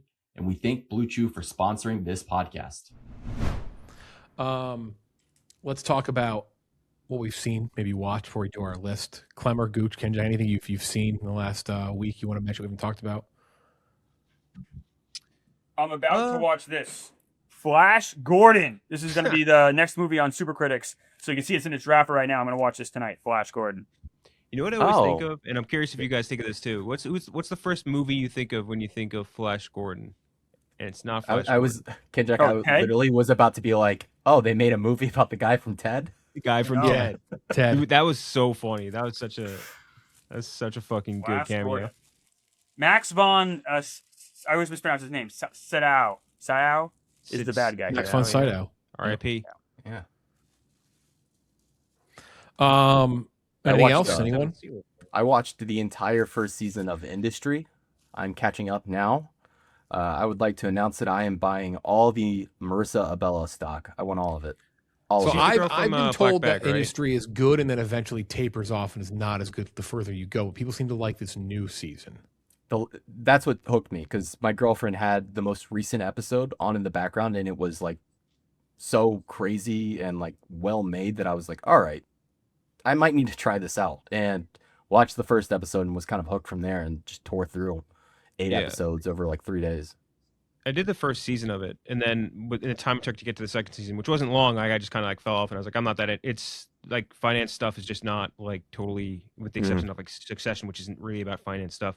Like I don't totally love that sort of stuff, so I just kind of tapered off. But like when you look at the cast list, it's all people that are very famous now in other projects, like David Johnson getting a start in there, and like you said, because that's a girl from Black Bag, right? Like she was fantastic in Black Bag. Oh, she's great. Oh, I know you're talking about now. Oh, she's really good. Yeah. So she's gonna get a lot more work, and I think a lot of that cast is also just gonna get more work in general later on. I did finish Wonder Man, which comes out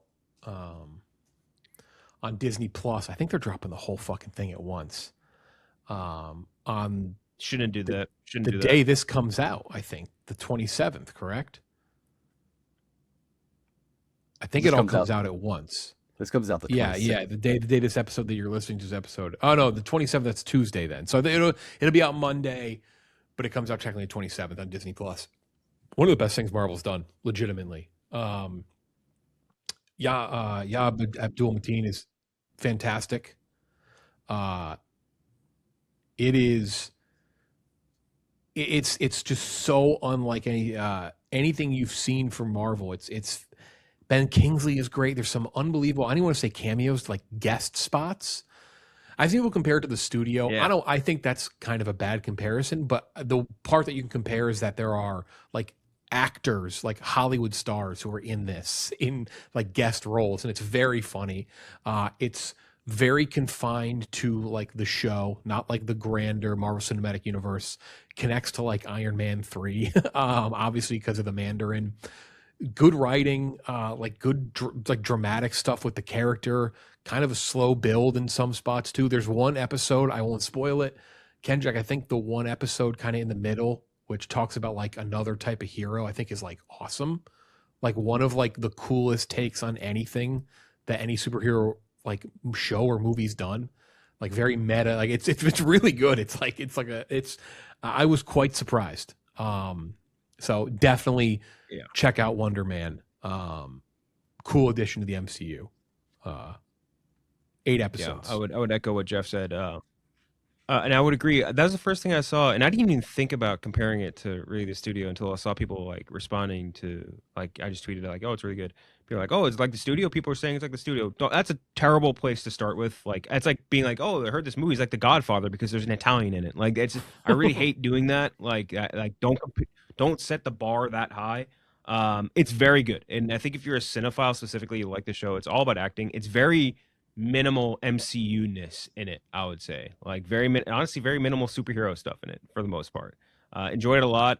Also, dude from Succession is really good in it as well. The guy who plays Stewie in Succession, the actor's name. Yeah, Ariane Moawad. But he's Moyed, I believe they say it. He's really good in it. Yahya Abdul-Mateen is really like measured, really good performance. And yeah, Ben Kingsley, beast as always. But it's very, very good. I think if you're a cinephile, you'll enjoy it. And I think if you're someone who has like Marvel fatigue or whatever, like this is like a nice little injection of something. Can I ask like how tied into the overarching MCU is it? Pretty minimal, I'd say. All right, that's all you had to say. I'm sold. All right, there we go. I don't know. Would you like? I didn't do the last few episodes, Jeff. I don't know. Would you? It's definitely. I mean, it's very much like you're super aware it's in the MCU. So it's not like something that is just made and then like, oh, at the end you find out it's tied in. But it's like it's very confined to like these two characters. It's like a buddy. It's a struggling actor buddy movie between the Mandarin and Simon Williams, aka Wonder Man. Like it's very different. If you like shows or movies about Hollywood, this is like, give it a watch. Like don't care that it's MCU. Yeah, definitely suggest it. What does everyone think about before we move on, the Game of Thrones show? I liked the first episode. I thought it was pretty good. There is like a bit of I feel hesitant and like really showering it with love because it feels weird putting a comedy in this universe, I should say. Like it almost feels like it's cheapening the universe in a way, which I feel is kind of unfair, but that's just really kind of my gut reaction to that. Like there's, especially in like the opening 2 minutes, it kind of does a rug pull with the theme. That's a good gag, but I was like, this kind of feels wrong. But I like that main guy, I will say. Big oaf, big lumbering oaf. I was a fan of him. Mm-hmm.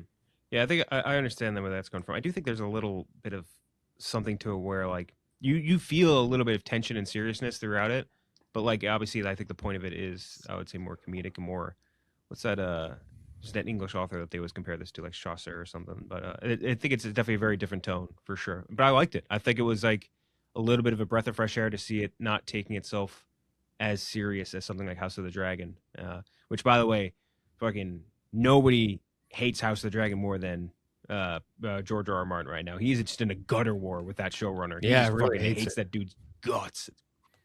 It's crazy. It's so funny. Every time he talks about it, he can't even say the name. It's so fucking funny. All right, we have an interview with Jason Momoa and Jacob Batalon, who are going to be in the movie The Wrecking Crew, which we are reviewing next week. Going to be on Amazon. Here's our interview. All right, welcome, Jason Momoa and Jacob Batalon. We're so excited to talk to you guys about The Wrecking Crew. Estranged half-brothers Johnny and James reunite after their father's mysterious death. As they search for the truth, buried secrets come to reveal a conspiracy threatening to tear their whole family apart. January 28th on Prime. We saw it yesterday, actually, both of us. Yep. Really enjoyed it. Fun, action thriller.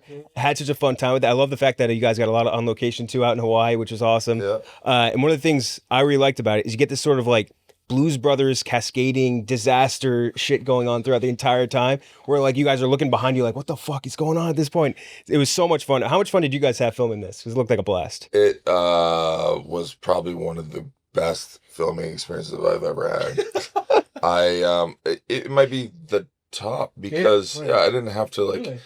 Well, I've only done 2 comedies. I did Minecraft, Right. the first one, and Jack was just fucking amazing. But I had to wear the whole outfit and shit. This I just gotta kind of like. I basically, right. yeah. I mean, What you're wearing, yeah, exactly. So I just got to be comfortable. Yeah. And but I had so much goddamn fun because Dave I love. He's such a good like just straight guy. Yeah. And it was me and him kind of It's going crazy. Yeah. Yeah. I just got to be an asshole and like a little spoiled brother and he's fucking hilarious. Yeah. The scenes with him are great, dude. So good. When I catch his ass and we sit in the bar, dude, because we also just. Yeah. Improv a A lot. lot of that stuff, yeah. And it made a lot of sense, too. Yeah. I think just watching Jason and Dave kind of just do their thing is hilarious. But, like, they're so professional at the same time that you can't really believe, like, it doesn't seem real. Like, they're, like, so good at being funny and action stars at the same time. Mm-hmm. Really, I was just, like, there for the ride. Jason really made it great. Yeah, no, and we love the action, and we loved Angel's work on Blue Beetle, too. Mm-hmm. Yeah. What... Did you notice any differences in the way he shot action? And you guys have done a lot of action movies. Well, it's Before I forget, can we just like face the mics really quick? I just closer and then just turn that one down a little bit. Like this. So face it. It's one of those things. See, this room is a disaster. Sorry. No, it's cool. Again, I've never done a podcast, so That's right. They all have sirens going in the background. Yeah, This is- I was No, like, great. Yeah. so cool. Soundproofing here is incredible. yeah. It's like it's not really So New York. Yeah. authentic. Yeah. Where were we? Action scene. Well, here's the thing. I kind of don't. At this point in my career, I've been working with the same stunt team. Yeah. And I've just have had accidents in the past. Mm-hmm. So I kind of try to stay with my own team. So John Valera shot and did everything, and he was our second unit director on it. And so the action's like heavily, basically Your style, yeah. Well, just the guys I travel with, because if you're going to be fighting people, you need people that you're like, Yeah. you come into some movies, like for instance, like, if I did Fast, it'll be like, or something already set up because it's such an ensemble cast, or Dune, it's already kind of set up. But like, if it's something that I'm producing it in, it's just John Valera, and like he did Aquaman, he's done everything we've done, and there's great. No, it was a good time. Team, and so They were really good. Will he be showing up for your lookalike contest on Friday? Is he eligible? He's getting ready for the next movie. So There you go. He's in Hawaii doing the next movie. So That's how it works though, because like Jackie Chan had the same stunt team for like what 50 years. yeah, I love them. They take care of me. I mean, that's the thing, is like that's what I do is action. So you have good people watching over you. Is it okay if I put this right here? Yeah, absolutely. I'm like, Look at the wall. Look at this. There's wallpapers peeling off the walls, dude. You don't have to worry. Honestly, just start. Stuck on it's Barstool Sports, bro. You're good. You're totally fine. Can I put my tea bag here? Throw it out. World. This is written by Jonathan Tropper, who did Banshee Warrior, 2 things we've always loved, and you can kind of feel that he puts in those in this movie for sure. Like the sort of like old west like plot lines kind of transposed onto this, like damsel in distress, family coming back together, stop the old oil baron type of thing. You know what I mean? And you feel that for a lot. So like, what'd you guys like about the script? I'll tell you the truth. This is the first pitch I ever wrote when I pitched this to Dave. And this is like the first thing I ever wrote as a movie, or it could be a TV show. And we were shooting C together, and Tropper was our head writer. He was doing our show, and I love Tropper. And I pitched the thing to Dave, and Dave freaked out and then posted on the internet, and it kind of just like went viral, and he like attached Leech and all these things. kind of happened. And then Tropper's like, I want to take a shot at writing it. So off of the pitch, he wrote it, and I love Tropper. I would work with him for the rest of my life. So yeah, that's crazy. Actually, well, they came. It was given to me, and I didn't even really read it. I was just like, oh, Hawaii, Jason. And Dave. I was like, bro, fuck yeah! Like, what the fuck? Like, you're like me. I would have just been like, bro, fuck, I've never really got to work back home before too, so that was pretty sick. Yeah. And then it was pretty cool. And then obviously getting to work with everyone was so sick because everyone is just so funny. It just made it really easy to be a part of it. Yeah. Yeah. No, and being back in Hawaii, and this is the second project in a row for you as well. How awesome was that? Especially because I feel like movies in the past, especially 20 years ago, Hawaii would have just been used as a set dressing. And Chief of War, and now this movie as well, it's very baked in to the movie. Yeah. I mean, I try to bring as much as I can home. I'm getting older, and I want to work in the places I want to be at. I don't want to be like in. No offense to. I won't even, Atlanta or no other words, right? And I have great times everywhere I go, but I'm like, it's nice to be in Hawaii, making Hawaiian stories, and then also. I love New Zealand, so I love being down there. Of course. Too, yeah. so Also, I didn't tell you, I just watched Chief of War, bro. I had not seen your ass so much in my life, bro. I know, dude. I'm like, no, but in a good way. So good. So you actually get, Jacob, a cool parkour sequence, right? Like kind of early on. It's nice little like Texas switch at the end of it too. Yeah, Is there any consideration during it where you're like, I could do this? Well, first of all, I was like, Jason had to really help me make it look believable, because at first I was kind of just like standing up as if like nothing happened. Yeah. And then like my stunt guy, who was really great, he kind of ate shit on one of the takes. Oh. Like he ate it really hard, and he was killing it the whole time, so I felt so fucking bad. I really had to get the next one. And so like we finally got to work. I kept busting his it I was like, this guy's dying. like he's literally like if you can't just get up and like, make it fucking time. real, yeah, like, oh man. He'd go in, and then all of a sudden he'd pop. I was like, bro. Yeah, it needs to make more sense. Struggle to get That's a bit of a long struggle. It was tough, yeah. But it's good because we just showed you. Yeah, right. And he killed it on the next one, right? No, yeah, for sure. Yeah. And then that next one is a really funny thing too. He like hit me in the face. Yeah. He did? No, when you like that's why they'll eat shit, another shit moment for sure. Yeah, he did like a little flip thing. I love it when you're like, someone fucking bought It's like people are gonna know what that means, that's so good. I got the gist. Yeah, it was contextual for sure. Yeah. No, lots of great hand-to-hand combat in this movie, and a lot of it felt kind of like WWE, especially with your parking lot fight with Dave. Don't want to spoil anything, but so cool. Yeah, no. If you could use like one finisher in a movie in the future, what would you lobby for? Like I feel like you can't be too stylistic. You can't do like a Stone Cold Stunner because it's too on the nose. Yeah, exactly. Yeah. What is it? God.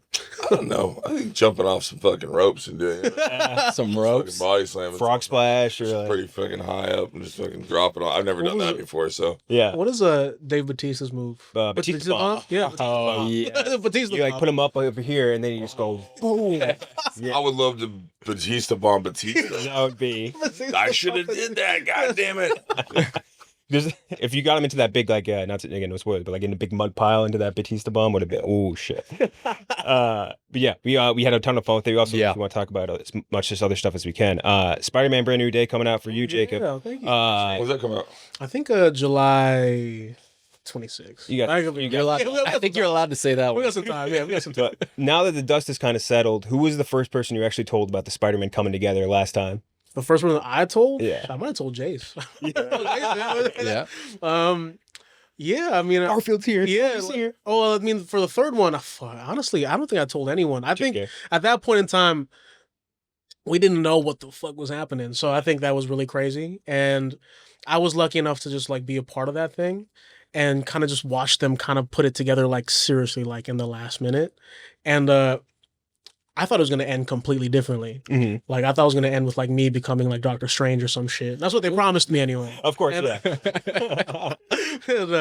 But no, it was really good. And then this one should be really good, too. Yeah. Really crazy and really fun. And I think, after doing it for, like, a long time, you're kind of like, yeah, we're still doing the same shit, like, as kids. And after a while, you're kind of like, fuck yeah. Yeah. Like, you're kinda just like, it you're was like, fun to shoot. yeah, it's just like a good. So you're not really working. It's just like like you're like going back to summer camp. You know. Yeah, you were working with Destin this time, another Hawaiian as well. Hawaii, yeah, how was that experience? Like, I think he's from like Maui. I think. He's great. He's like super chill. I think like as Jason would know, like a lot of people from Hawaii are super calm. Like they're really like just like, oh yeah, love that, bro. Do your thing. And like you're really like, I really need a note, Destin. Like, no, bro, you're doing this so perfectly. Well, I'm crying. I should be laughing, right? No, cry. And and for Supergirl, this is a role Lobo that you've been doing for a long time. Was there any? Well, how'd the process go getting it? Because like, were you worried all about like the sort of jumping from one character to another within DC, or were you just like, fuck, I want to be Lobo? Fuck no, I wasn't worried about a thing. No, I mean, I wanted that role forever. I never thought I was gonna be Aquaman. Yeah, it was kind of Zach's whole thing, but I thought I was gonna be Lobo for sure because it was Batman versus Superman. Right. The only guy that can come. I'm like, all right, I'm gonna play the villain. I got it. It's gonna be Henry and Affleck, and I'm gonna come and play the villain. And you're like, the only guy that can beat the shit out of both of them is Lobo. So I was like, I got this. Finally, totally switched it up on you. Smoking cigars and riding motorcycles. I got this. That's me. You're just me. Yeah. And he's like Aquaman. I was like, what? Mm. But his vision for it was great. But I'm super pumped, and it felt just awesome. Yeah. If I was like putting on the gear for the first time. Yeah, and also like my first scene in it, it's like this is exactly. I'm fucking born to do this. Hell yeah. I'm not gonna lie to you. There's not. I mean, there's a lot of great actors that can do stuff, but like, what you see, like when I get to go on that press tour, and you're like, my first shot, was this. Could you do this and like and hit it and be like, and you're like, I mean, it's it. I'll tell you when we go out. Yeah, no, that'll be crazy. But yeah, I'm pumped. It's very small too. So I mean, it's obviously her beautiful movie, and I come in and. Shake some ass. Up yeah.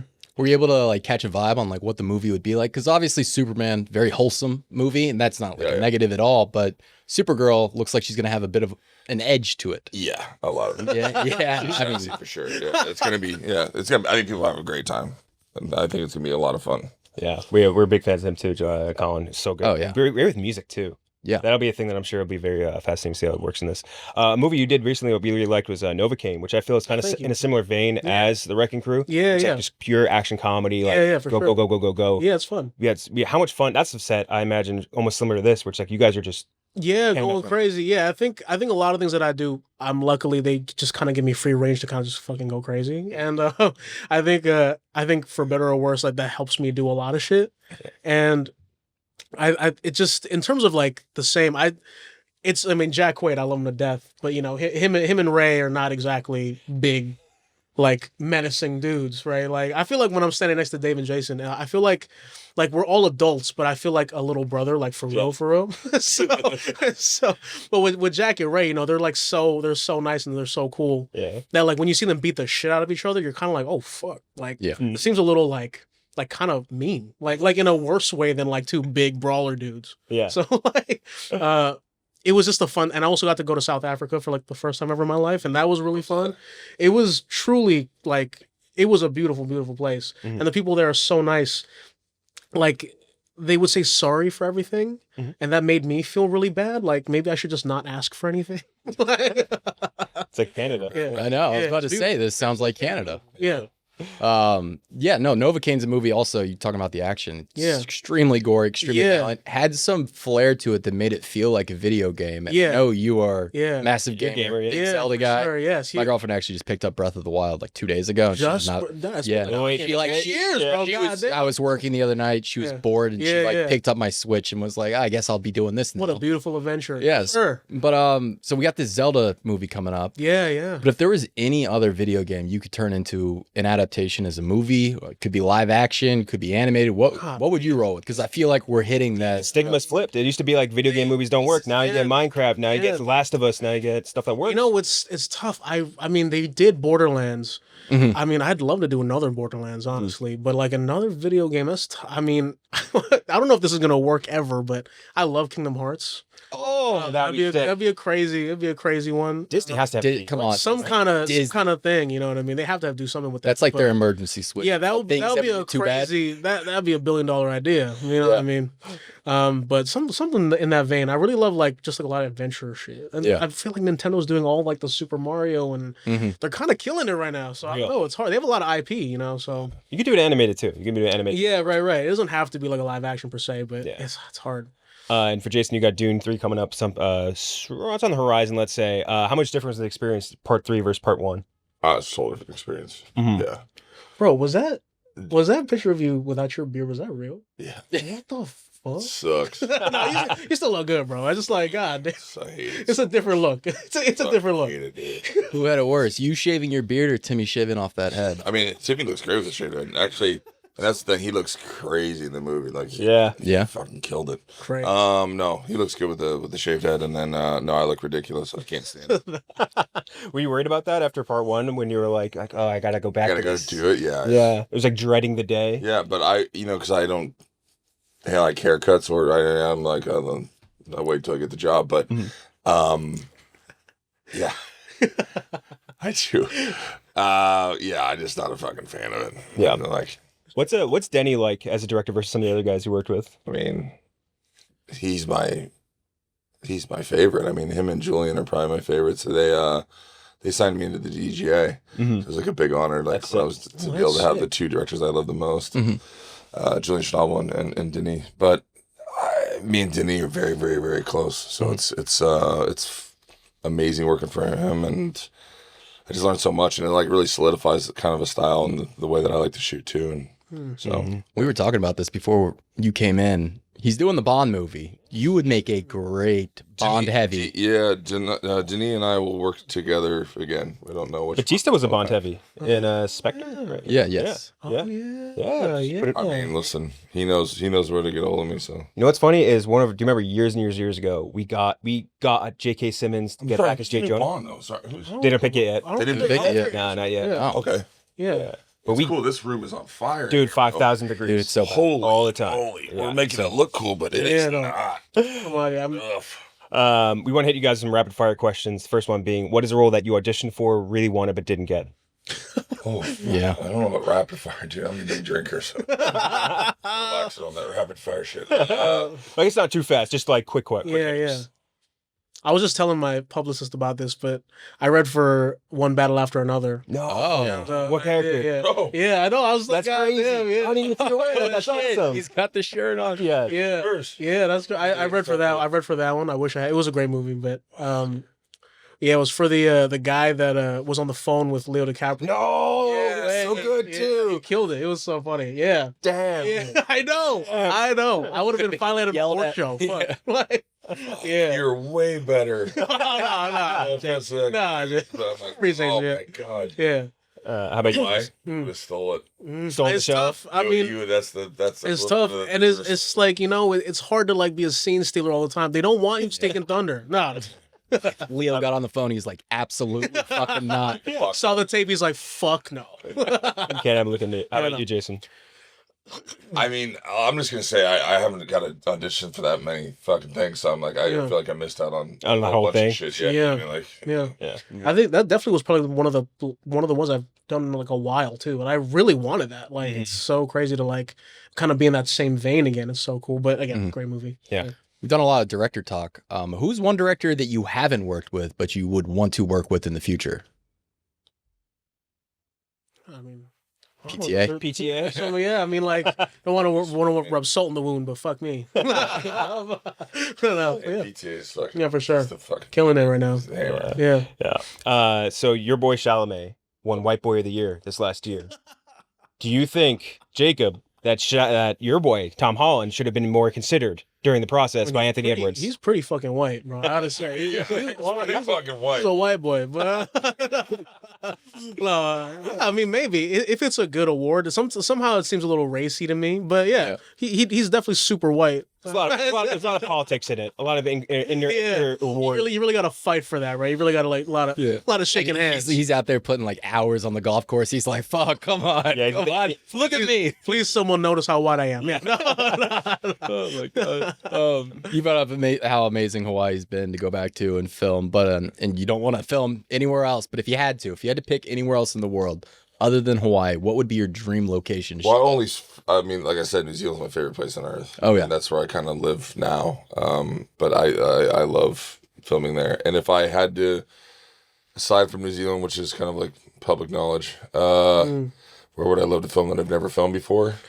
It's tough. I mean, like all over the world is like it's so many places. Like, you know, I haven't got to spend a lot of time in South America. Yeah. I really think like I would go to Patagonia. That'd be cool. Down, like Argentina or Chile, and I just went to Guatemala for the first time, and I was blown away. Like at that point, I think I went to Tibet when I was very, early 20s. Yeah, and that like blew my mind, and that would be like to being in those kind of areas. It would be really, really amazing. But Guatemala was just like, oh my god, you guys got to go. Have you ever been? Been to Costa Rica, not close. It's fucking the history and everything. I just had the time of my life, man. So it was amazing. Yeah. I was watching this thing. Shooting down there would be fun. You know what I mean? Yeah. Well, I have a Hawaiian question for you guys because I have a cousin, Perdo. I told him come and interview some Hawaiian guys. What's some good Hawaiian questions? Because when he's heard you guys, he's like, oh, I got stuff for you. So the first one, and I don't know any of this stuff, so you're gonna have to tell me. He said first one was, what do you put in your lau? First one.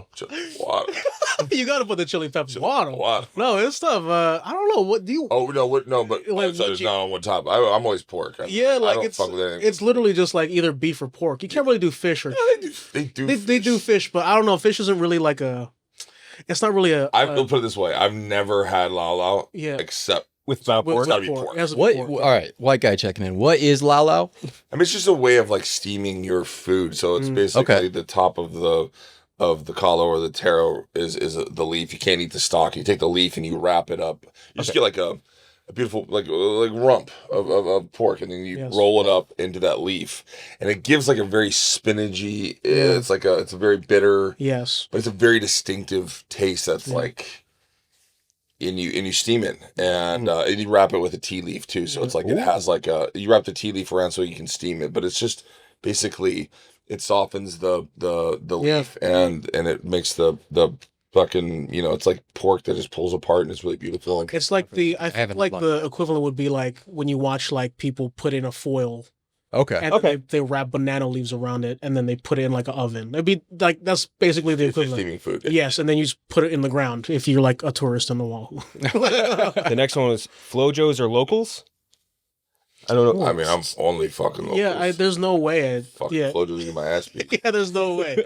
Locals only. So these are sandals, right? I looked that part. Yeah. Or at least footwear. Yeah. I got a funny story. Yeah. So my good buddy I kind of grew up with. He was a pro surfer. His name is Jason Magdalenis, and his dad was a surfboard shaper, and they lived up on the North Shore, and I'd go party with Mags, and we'd be out, and I always get my slippers at Sack and Save, and down on Kuli, So you go down to Kuli Waianae and you grab slippers, and I love pink, so I would always rock pink fucking 12, 13 sandals, but that's because Auntie's that fucking big, you know what I mean? Like you go to the grocery store, you get slippers and they got size 12, but you know why? Because you go to the beach and everybody steals your fucking slippers. Right. So that's why I always wear pink, because no one's gonna steal that. That's smart thing. If you did, it's like one big fucking it's a problem. It's a problem. So I always rock pink slippers. And so we stayed over at Mags' just passed out of his house, and so his dad was like, holy shit. Who did Mags bring home last night? It just seems, and then I walk out, he's like, fucking guy. but he's like, oh my God, who did my son come home with? Big so fucking big, Anthony. The other one was lifted or lowered Tacoma. I mean, I'd never fucking lower shit. I mean, you gotta go lift. Yeah, like, there's no way. Like, I don't know. You might as well just not call yourself Hawaiian. I don't know. Yeah. It's like, they're lowering nothing, dude. And Let's do the last one here. He said, "Zippies or rainbow?" Fucking wow! And Zippy was in it. I mean, He said Zippies or Rainbow what? Rainbow Drive-In. Drive-In. That's tough. They're both institutions, bro. Dude, that's not even fair. They're both. It's too hard to choose. Yeah, it's like It's a bad question. It's a hard. It's a hard one. it is because you're like one's got way more. Yeah. I don't know, but Zippy's. You just asked. Booby trap. Okay. Yeah, Zippy's is also like only on Oahu too, though. Yeah, like but here's the thing: is like I have to stop. There's a no shit moment where I was like, I fucking made it. Yeah, right. Tell me. Jeff Gerson sent me that thing. Did you see the Zippies menu? No. Did you get night? Bro. You got shut on Zippies? Dude, shut the fuck up. Bro. Look at that. What's it called? Dude, it's the Wrecking Crew pack, bro. Oh, that's awesome. Holy shit. It comes out on the 14th, dude. Bro, with the Portuguese sausage? Oh, bro. I know. But this is my favorite place to eat. Bro, fried chicken. Oh, bro. I still have that. I mean, I wish they would have made it. I'm really gonna try to get it specific to what I do. No, that'd be sick. Yeah. But I'm like, I was so stoked. I was like, the Wrecking Crew pack. Oh my god, bro. Oh my god, wait. So much weight when we go home. Do you like the surf pack or the zip pack more though? I mean, like, I think zip packs. The thing is bad. Yeah, probably better because the chicken is fucking way fire. Me. Yeah. I mean, I'll do this at home. I don't want to waste your time. No, please go ahead. We love anyone passionate about something. I want to roll. Dude, half of our show is talking about food. I love a zip pack, bro. Oh, god damn. Or Korean fried chicken. God it's fucking damn. Wrecking Crew pack, bro. I know. It's pretty sick, bro. Right. Holy shit. I was like, oh my god. Fuck your words. My movie's at Bro, Zippy's, man. It'd be fucking sick if Zippy's had like catered a fucking after party or something. Oh my god. I'm trying to make Zippy's like food trucks. Oh my. You know what I mean? Because you only need Zippy's. Yeah. I'm like, fuck them, dude. You need fried chicken, you need the chili, bro, you need the rice. in New York, it would be crazy. Would you have Simon and just that? They have Hawaiian Bros here. They ordered here. Yeah. People on office ordered all the time. It's tough. That's tough. Yeah. That's a tough one. I gotta say, like, a lot of places I've tried are good, but it's not the same. It's tough. It's tough, bro. It's like this special thing that in Hawaii that they just put some shit in it, bro. Like, dude, Dune doesn't have a menu at the Denny's or whatever. You got a Wrecking Crew. You got a special item there. Nothing pretty fucking solid. Nothing from Spider-Man. But you guys got a menu item. No, that's good. That's a good one. They don't got motion. You fucking made that might be one, bro. That's fucking sick. I love it. They don't got motion like you guys. So again, the Wrecking Crew, January 28th on Prime. We loved it. Action comedy, hand-to-hand combat. Holy awesome cow, dude. Insane. So much fun. And it's very funny. You guys hit a lot of delivery moments, which are just like laugh out loud funny. Really enjoyed it. And again, check it out January 28th on Prime. Perfect. All right. Let's talk about the Oscars in terms of snubs. Top 10 snubs of the last 10 years. Acting, so supporting, lead. Though you don't need to say what's what because you never really know what could have been in for lead or what could have been for supporting. So it doesn't really matter. Top 10 Oscar snubs the last 10 years. We're talking acting. Ken, Jack, Gooch, myself, then Clemmer, then it's Snakes back, and then myself and Gooch with the extra picks this week. Ken, Jack, number one snub of the last 10 years. Kind of easy, because at least for me, because it's one that I was very, at least on LCB, very, very loud about and very annoyed about and hated the fact that he got snubbed. I'll go with Delroy Lindo into Five Bloods. I think that performance in that movie was unfucking believable, like delivering these like Shakespearean monologues into the camera. And when I went and like looked back, I'm like, I must have tweeted like 1,000 times about this, and I did. Like I was pissed that he did not get nominated. He not only should have been nominated, he should have been like the clear no-brainer winner that year for Best Supporting Actor, and he didn't even get nominated. And I think that's crazy. I think it was borderline criminal. And what sucks is like he finally gets his nomination now with Sinners, and he has no chance. He's like fucking plus 3,000 or whatever. But he is one of the best working actors that we have right now. I wish he would be in a million more things, high profile things or otherwise. He's so fucking good, and I really, really, really think he should have won for the Five Bloods. Lead. So he would have been supporting probably, right? I think so. Yeah. So that would have been Lakeith Stanfield was nominated for Judas Black Messiah, Leslie Odom Jr., One Night in Miami, Sacha Baron Cohen, Trial of the Chicago 7. Could definitely take that. That was not even a good performance. Dude, the Daniel love Kaluuya that One Night in Miami got was very deserved. That was a bad movie. It's a bad movie. It's the worst of Sorkin. Sorkin at his worst. Yeah. And if Delroy had gotten on here, maybe he wouldn't have people on the red carpet asking if he God, that kid. has any advice for any other emerging artist. I don't know if you guys saw that. Some kid on the red carpet was like, "You're an emerging artist, Delroy Lindo, guy who's been acting in major Hollywood productions for 30 years, 40 years." Insane. That's a good first pick. He definitely deserved. Gooch, number 2. Number 2. I'm between a couple guys, but I do think, Jeff, you'll take one of these, so I'm going to leave them up for you. I'll go with Ethan Hawke in First Reformed. 2017, did not get nommed. I think one of the best performances of like the century. It's one of his best, if not his best performance, which is really saying something for an actor of his caliber. Just a movie that got overlooked, unfortunately, because I think it really resonates even today. That feeling of just helplessness in the face of like a world in disarray, and he plays it perfectly. And it's just so somber, so frustrating, and beautiful. I love that performance and that movie. Maybe not the person who made it, but Paul Schrader, you're a troublesome man, but great movie. Great movie. Yeah, First Reformed is one that I often forget about, which I really shouldn't. And that is definitely a role that is probably one of his best, which is crazy to say because he has just a long list of incredible performances. That's a good one. I actually didn't have it on my list, and that was definitely an oversight. Yeah. Another religious Amanda Seyfried role. Oh, First yeah. Reformed. That's right. All right, so Delroy Lindo, good pick. Ethan Just have Hawke, it. too. And I think it's the one you were implying, and that's Adam Sandler, Uncut Gems. Number 1 on my Actually, list. wait, let's talk about, so that would have been the 2018 Oscars, Ethan Hawke. So the award show for 2018, so the lead actor that year was Rami Malek, Christian Bale, Vice, Bradley Cooper, Star is Born, Willem Dafoe, At Eternity's Gate, Viggo Mortensen, Green Book. This is the low point for the Oscars, I think. This is their worst ceremony of all time. In terms of winners, this is a really, really, really, really bad. When I was looking at it, I was like, holy shit. That's was an the first one Oscar, we by the covered. way, that if that had been 2 or 3 years later, I think Black Panther would have won Best Picture given the voting pool. I think if they would have released results, I think Black Panther probably would have been 2 or 3. That's where people were like, that actually might win. And then Green Book obviously ended up winning. Green Book. Green Book. Do you ever see that clip of Spike Lee talking about when like these British guys on the carpet, they ask him like, "Oh, what do you think of Green Book?" And he's like, "How do I say it in this a language you guys understand? Not my cup of tea." And he's like, laughs off in the distance. That's right. 92nd Academy Awards would have been where Adam Sandler was nominated. I think he is Great movie year. unbelievable. And this is 2019 is a great movie year, but he's still this is the most biggest snub. I agree, Jeff. Yeah, I mean it's tough who you would have pulled out. Joaquin Phoenix won for Joker, though I don't think he should have won. I think it should have been Leo for Once Upon a Time in Hollywood. Personally, Adam Driver, Marriage Story, Jonathan Pryce, Two Popes, Antonio Banderas, Pain and Glory.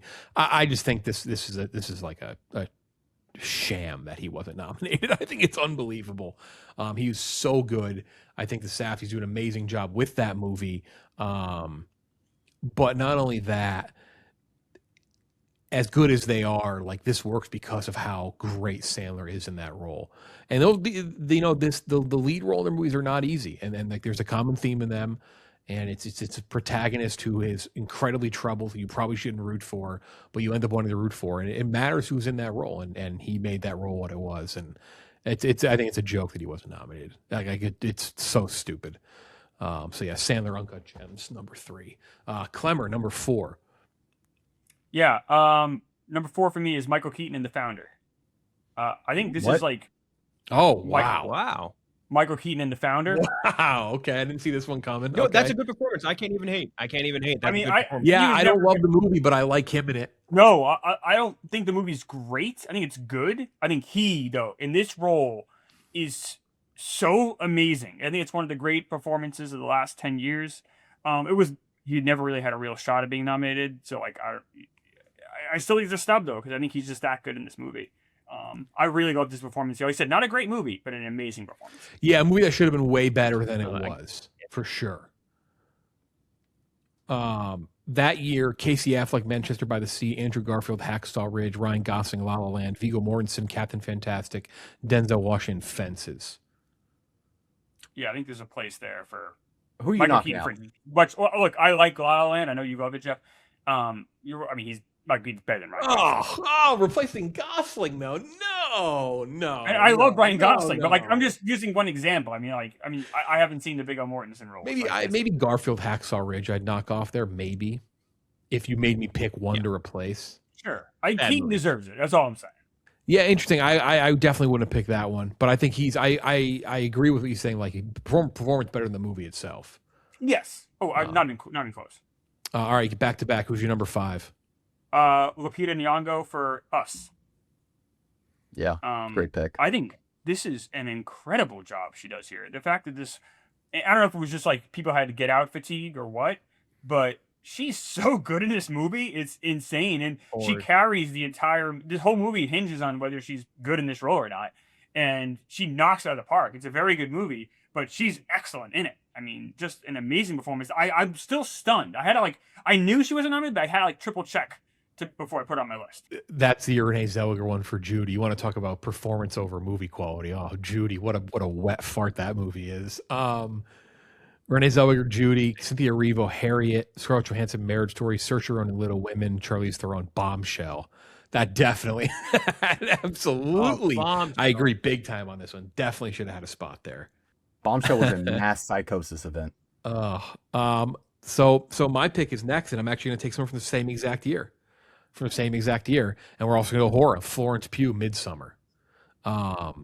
She crushes that movie, and that's a role where I think she's a fantastic actress. She's going to make so many other great things. Like if you told me she never makes anything quite as good as that, or never portrays a character as good as she did in Midsommar, I wouldn't even consider that to be a disc. I think she's so good in Midsommar.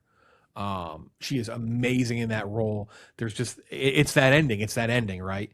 Her and then the May Queen, like it's a fantastic performance by Florence Pugh. It's kind of like an Arrival moment, like really for her, where you're like, oh, she's got the goods.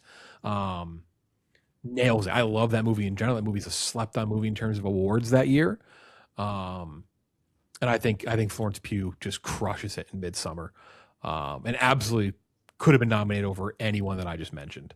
As good as Renee Zellweger was as Judy, I think Florence Pugh, excellent. I'm sure some people would argue that Florence Pugh could have had 2 that year, because wasn't she nominated for in supporting as well? Wasn't she nominated for Little Women? I was trying to remember. She might have been. But I think as good as she was in Little Women, as good as she is in all her other roles, I think she's amazing in Midsommar. So yeah, that's number 6. That's my second pick. That's a great pick. Gooch, 7. We're gonna go back to last year. We're gonna go with Timothée Chalamet, who was nominated for the wrong movie because he was snubbed for Dune Part 2. Yep. He is so fucking good in Dune Part 2, and it is bullshit that the Academy will not recognize these types of movies when you have some of the best actors alive in this film turning out really fucking fantastic performances. And the same thing did happen to Lord of the Rings, and it's very clear they're thinking about doing a Return of the King kind of treatment for this, but I think we'll look back at this, especially if Messiah or Part 3 is as divisive as the book readers are saying it will be, and wonder why didn't we award him here? Because there's a few scenes in this movie where he just takes over and elevates it to an all-time level. The scene in the caves where he's delivering a speech in a fucking made-up language, and you can understand the entire sentiment without the subtitles. You understand exactly what he's trying to get across. It's remarkable. I think it's honestly, even with this year, like it's right there with Marty Supreme as my favorite performances. I would agree. I mean, I'm a big time proponent of those movies. Not that that's like a unique take. A lot of people are, but I think the War Tribunal scene, if you were to show like like they show the clips at the Oscars, are they going to do that? Did they do that last year? Anyway, that's, when you have that moment, like the clip that shows like why they're nominated, if you would have stacked that up with all 5 from last year, Coleman Domingo, Ralph Fiennes, Conclave, Coleman Domingo, Sing Sing, Sebastian Stan, The Apprentice, Timothée Chalamet, Complete Unknown, Adrian Brody, The Brutalist, that War Tribunal scene is as powerful of like a delivery and performance as anything there. Maybe it's in a different language, a made up language, right? I don't know. Maybe that's like part of it, but that's the role where he is just commanding the screen. He commands it as Paul Atreides. Also sounds like the son of Oscar Isaac, by the way. I've always been fascinated by that. Like he sounds like Oscar Isaac yelling when he yells in his movies. Anyway, I agree completely. Chalamet is completely disrespected on Dune Part 2 by the awards, which is bizarre to me because Dune is not disrespected by awards. Like, it's a widely nominated movie and a movie that wins awards. So it's like one of those things like that doesn't like right. We just talked about Midsommar, Us, right? Like they don't typically, horror is like the fact that Amy Madigan got nominated is like amazing. Yeah. But like Dune is a nominated movie. Yeah. So it's like, but not for acting though. I guess. Right. It's like, okay. It's like, he's if you very think good it's amazing for everything else, like, hello. Is he better than he was in Dylan? Is he better movie? than fucking? Is he better than Ray I think Kroc? I think he for sure was better than the Dylan movie. For sure. I mean, Dune 2 was better than the Dylan movie, so I'll give you that. Yeah, it's all different. Well, that's the difference. That is the thing, Clemmer. I would if I was to choose which performance to knock out of those nominations, it would be his own performance in A Complete Unknown. I agree. Okay, that's fair. I think that's actually like what ended up happening was like they decided to push him for that movie instead of because he just felt like that was almost never. Once we got to November, December, that Paul Atreides performance just completely fell out of the conversation. It became all about his Bob Dylan performance, which is, I think, a massive, massive shame. Yeah, I'd agree. Ken Jack 8. I'll go with, it might be kind of a boring one, but I do think that for one of the best movies of I would say the best movie of the year it came out, a movie that really relies on his performance. The fact they didn't get nominated, I think is kind of crazy. I'll go with Song Kang-ho from Parasite. I think that movie really, really hinges on his ability to do a lot of things. And when you go look at that field too, it's like, how do you not nominate this guy who everything really came down to, can he get feelings across both in saying things and not saying things? Like one of the most iconic scenes of that movie, he doesn't say a word. It's just zooming in on his face as he's driving that guy around, as he's like, the dude's like basically bragging about his wealth. And you see just a pure disgust on his face and pure hatred. And like, you get so much across from a look. I think they were an extremely impressive actor. And I think that the fact that he was nominated is an absolute crime. And he should have been. Yeah, Parasite was another one where it's like kind of bonkers that it got not as many nominations as it did and as much respect as it did, and it didn't 2019 hit home. Maybe the best movie ever. The acting is fantastic in that movie. I know, but you remember the year though, 2019. What I said was for sure maybe the best year ever. So it's a tough, and we already had Adam Sandler not get like this is a tough year. Mm-hmm. For sure. But also the other thing too is it wasn't really in the conversation. No, he wasn't. Yeah, but remember, did Parasite won Ensemble right at SAG? I don't remember. I think it did. But like Willem Dafoe in Eternity's Gate, Viggo Mortensen in Green Book. Well, that was in Green Book. Rami Malek in fucking Bohemian. Like that was 2 years before. Missing your years. Was this 19 or was this 20? No, 20 Oscars, 19 movie, 20 Oscars. Yeah. 20 so this is like the Once Upon a Time in Hollywood, the 1917. Like this was this year was stacked. The forward one. Okay, I'll do the same exact thing on this one. Antonio Banderas. Which thank God, because I would be willing to bet there weren't too many performances when I looked at 2020. When I looked at 2020, I was like, God damn, we really went through it that year. It was the worst movie ever. It's a way different discussion. Like Adam Driver was really good in Marriage Story, but I think fucking A, man. And Jonathan Pryce is really good in Two Popes. Not a lot of people saw that. That's one of the best movies Netflix made, in my opinion. Him and Hopkins are so good in that. That's a good pick at number 8. Number 9. I might cheat a little bit on this one. I kind of want to pick a duo here, but you might force me just to pick one of them. I'm gonna go a movie that I just absolutely love, which kind of fell out late in the run because for a while it was considered a favorite. Ray Romano and or Holly Hunter, The Big Sick, in their supporting performances. And if I were to have to pick one, I'd pick Ray Romano. I think he's excellent in a comedic support there. I think she's great too. I think they're as pitiful in that movie as anybody. Legitimately, we've talked about it a billion times in our old podcast. One of the funniest back and forth in any movie in the last 10 years is the 9/11 joke between him and Kumail Nanjiani. I think Ray Romano is just excellent in that movie. He's kind of been great in a bunch of little performances since Everybody Loves Raymond. He did a movie a couple years ago that he directed that, right? He directed it. We interviewed him for it. Somewhere in Queens? Yeah, Somewhere in Queens was a fantastic movie. which I loved. Very Who good. he was in it with Laurie Metcalf, who was nominated in a supporting role for Lady Bird that same year. But supporting actor that year was Sam Rockwell, 3 Billboards, Woody Harrelson, 3 Billboards, Willem Dafoe, Florida Project, very deserved, Richard Jenkins, Shape of Water, Christopher Plummer, All the Money in the World. That was the one where he replaced Kevin Spacey. He was great though. He was great in that movie. He was I just good. He was good. Actor supporting role: Allison Janney, I, Tanya, Mary J. Blige, Mudbound, Leslie Manville, Phantom Thread, Laurie Metcalf, Lady Bird, Octavia Spencer, Shape of Water. Strong year, but I love them both. I thought they were great. Sometimes you don't need to blow me away with some incredible method, crazy performance. Sometimes it's like the simplest comedic, heartfelt performance that really nails it. I thought they were both great. You only get one. I'd pick Ray Romano if I had to only pick one, but I thought they were both grossly snubbed that year.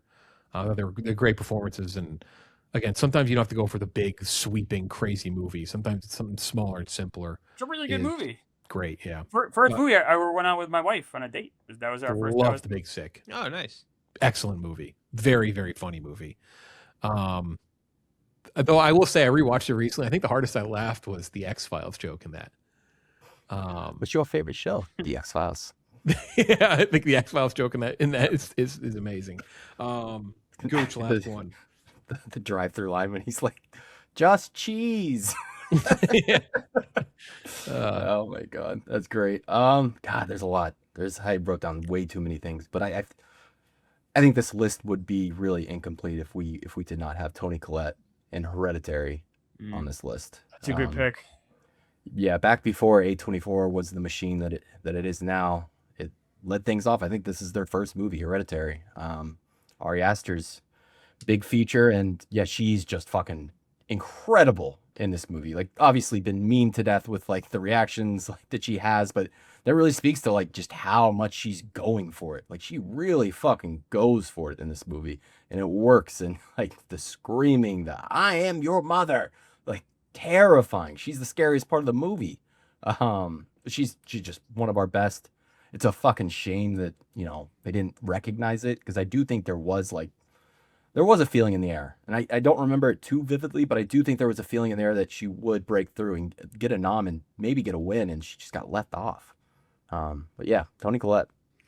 Yeah, there's a lot that I wrote down that weren't on here. There was probably one that I feel like definitely should have been on here. Was probably Renata Rines for Worst Person in the World. She wasn't nominated? No. Nope. No. That movie wasn't even nominated for an Oscar, period. Do you want to go back and replace one of yours now? You want to replace Michael Keaton? No, I'm happy with my picks, but I would have my list. I don't even know. I have so yeah, many I would. I was between her and Ray Romano, but I've championed Ray Romano in that movie so much. Like, I had to pick Ray Romano. Mads Mikkelsen, Another Round. That's another one which I think is a crazy snub. Yeah. Willem Dafoe, The Lighthouse. Yeah, I had both of them. Supporting role. Ben Foster, Hell or High Water. I always like that Jeff Bridges got nominated, but I think I would have taken Ben Foster. Me too. Daniel Kaluuya, Nope. Matt Damon, we just talked about this last week. Matt Damon, Oppenheimer. I think it's crazy to get nominated. Greta Lee, Past Lives. Wait, and then let's shout out to one. I thought Gooch might rip it at the end there. Tom Cruise, Mission Impossible Fallout. Come on, who's beating him running? Who's beating him running? My 2022. I have 3 names written down for 2022. It's Tom Cruise. It's Gabriel LaBelle, The Fablemans, which I also really like. He was very good. Zoe Saldana, Way of Water, as Neytiri. Of course. Come on, great performance. I had Jesse Plemons, Joe Edgerton from this year. I had Zac Efron for Iron Claw. That was really good. Yeah. Damn. Yeah, Iron Claw movie that many people said was kind of left on the chopping block for no reason. That got screwed. Ben Affleck on the way back. We talked about that last week. John Goodman in 10 Cloverfield Lane. Yeah. He was so good in that. Really and good. then Bill Skarsgård for It. Like, I mean, again, I talked about it a bunch in the show, and we talked about what we're watching. I enjoyed the Pennywise show. I think it's actually like a very enjoyable, fun show, and more people should give it a try. I think even if you don't like it at all, it's impossible to say he's not unbelievable as Pennywise. He is incredible as Pennywise. It's like, it's absurd how good he is in that role. Especially that first It movie, which the second one doesn't really work. The first one's really good. Yeah, I had who else? I had Amy Adams in Arrival. I was surprised. Yep. That was kind of a crazy one. Aquafina in The Farewell was one I still kind of sticks with me as being like, when that movie gets like thrown out there, it's like, yeah, the girl that does like the black scent is doing like a very like very measured sort of like sad drama movie in China, and it was awesome, and she was really fucking good in it.